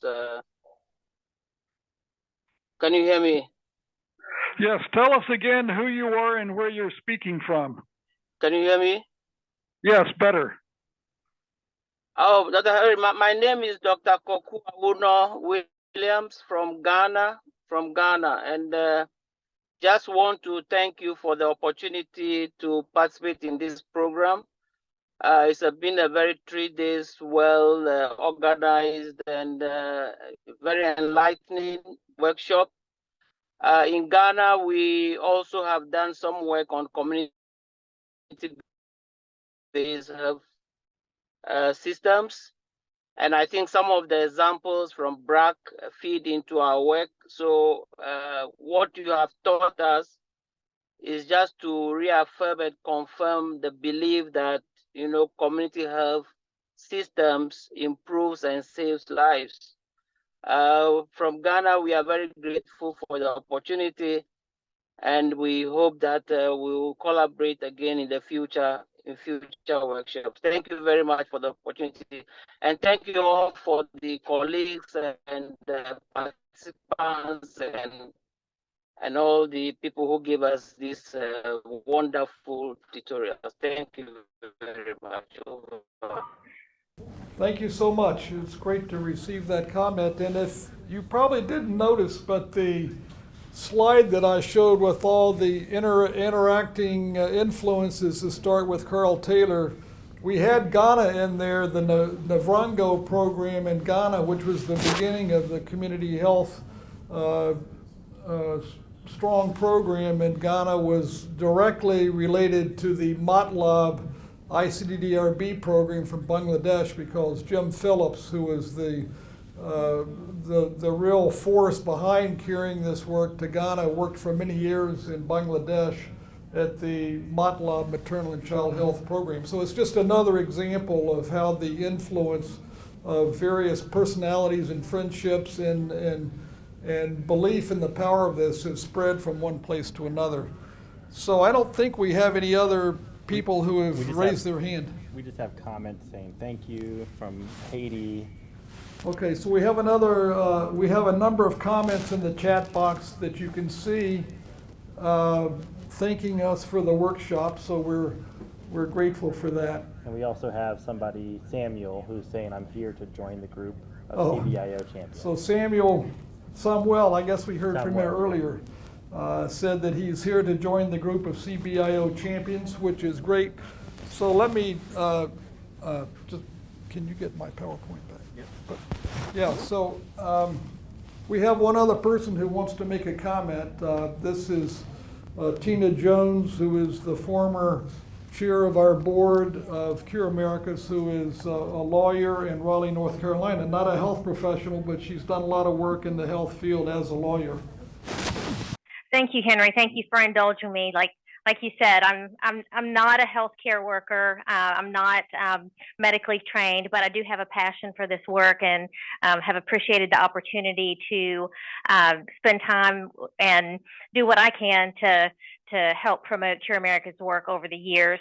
I just wanted to add a couple of quick comments from the perspective of someone who is trying to support this work as a board member, as a former chair of the board of directors, and someone who's not doing the actual work, the very important work with our communities. Wani, something that Wani said earlier struck me, because she said it's hard to establish trust in a virtual world. And it's great that we have the ability to communicate with one another and to participate virtually. But there's nothing like being here in person. And following up on what Wes Jones said earlier about it being a strategic priority for Cure Americas to put in the effort to share knowledge among our projects in different parts of the world, and for Guatemala to sort of stand on the shoulders of Bolivia, and then Kenya and Haiti to stand on the shoulders of both Guatemala and Bolivia. That has been a strategic priority for Cure Americas. I think Henry said in his comments earlier that theory can be way different from actual practice. And there's another element, and that is strategic planning versus what actually happens in implementation. And so I would just encourage us to not only continue collaborating on the things that are happening to serve our communities via the actual healthcare that is being implemented, but also to collaborate on goal setting and strategic planning amongst our project sites and amongst various organizations.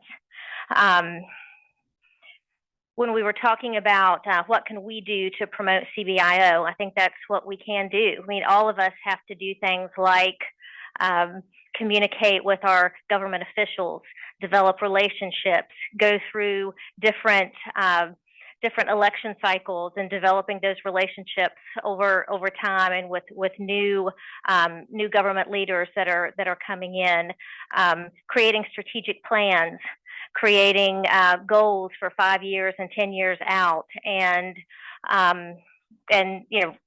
creating contracts among partners. All of those things are not the ultimate work that we're wanting to get done, but it's all important because you need funding, you need cooperation, you need leadership, you need relationship building. And so I just wanted to add that other little piece, and that is, let's continue to coordinate, let's continue to visit each other, let's continue to get together to continue establishing that trust that Wani was talking about, so that we can develop goals and strategies for continuing this work well into the future. Thank you for the opportunity, Henry. Thank you, Tina. Thank you very much. It's now 12:01 according to my watch. We're not quite finished, but we're very close.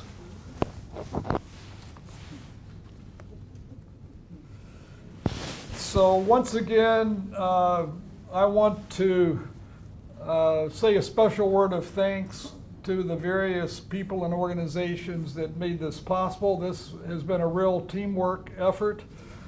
I'd like to give a special shout out to Wes Jones. You just saw him a minute ago, but he made it possible for us to have translators into Spanish and French.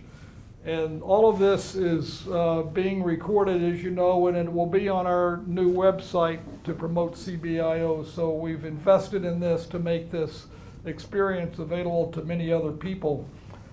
We've had an amazing team of people behind the scenes that have helped to make this possible. I've never done anything like this before, and this is a very complicated operation when you're talking about involving people from around the world as participants and having this online and on-site at the same time. And our friends at the Christian Connections for International Health have done an amazing job. May Podjushink in particular, you've been getting emails from her, but she's been really amazing, and we're grateful to you, May, for all your help and support.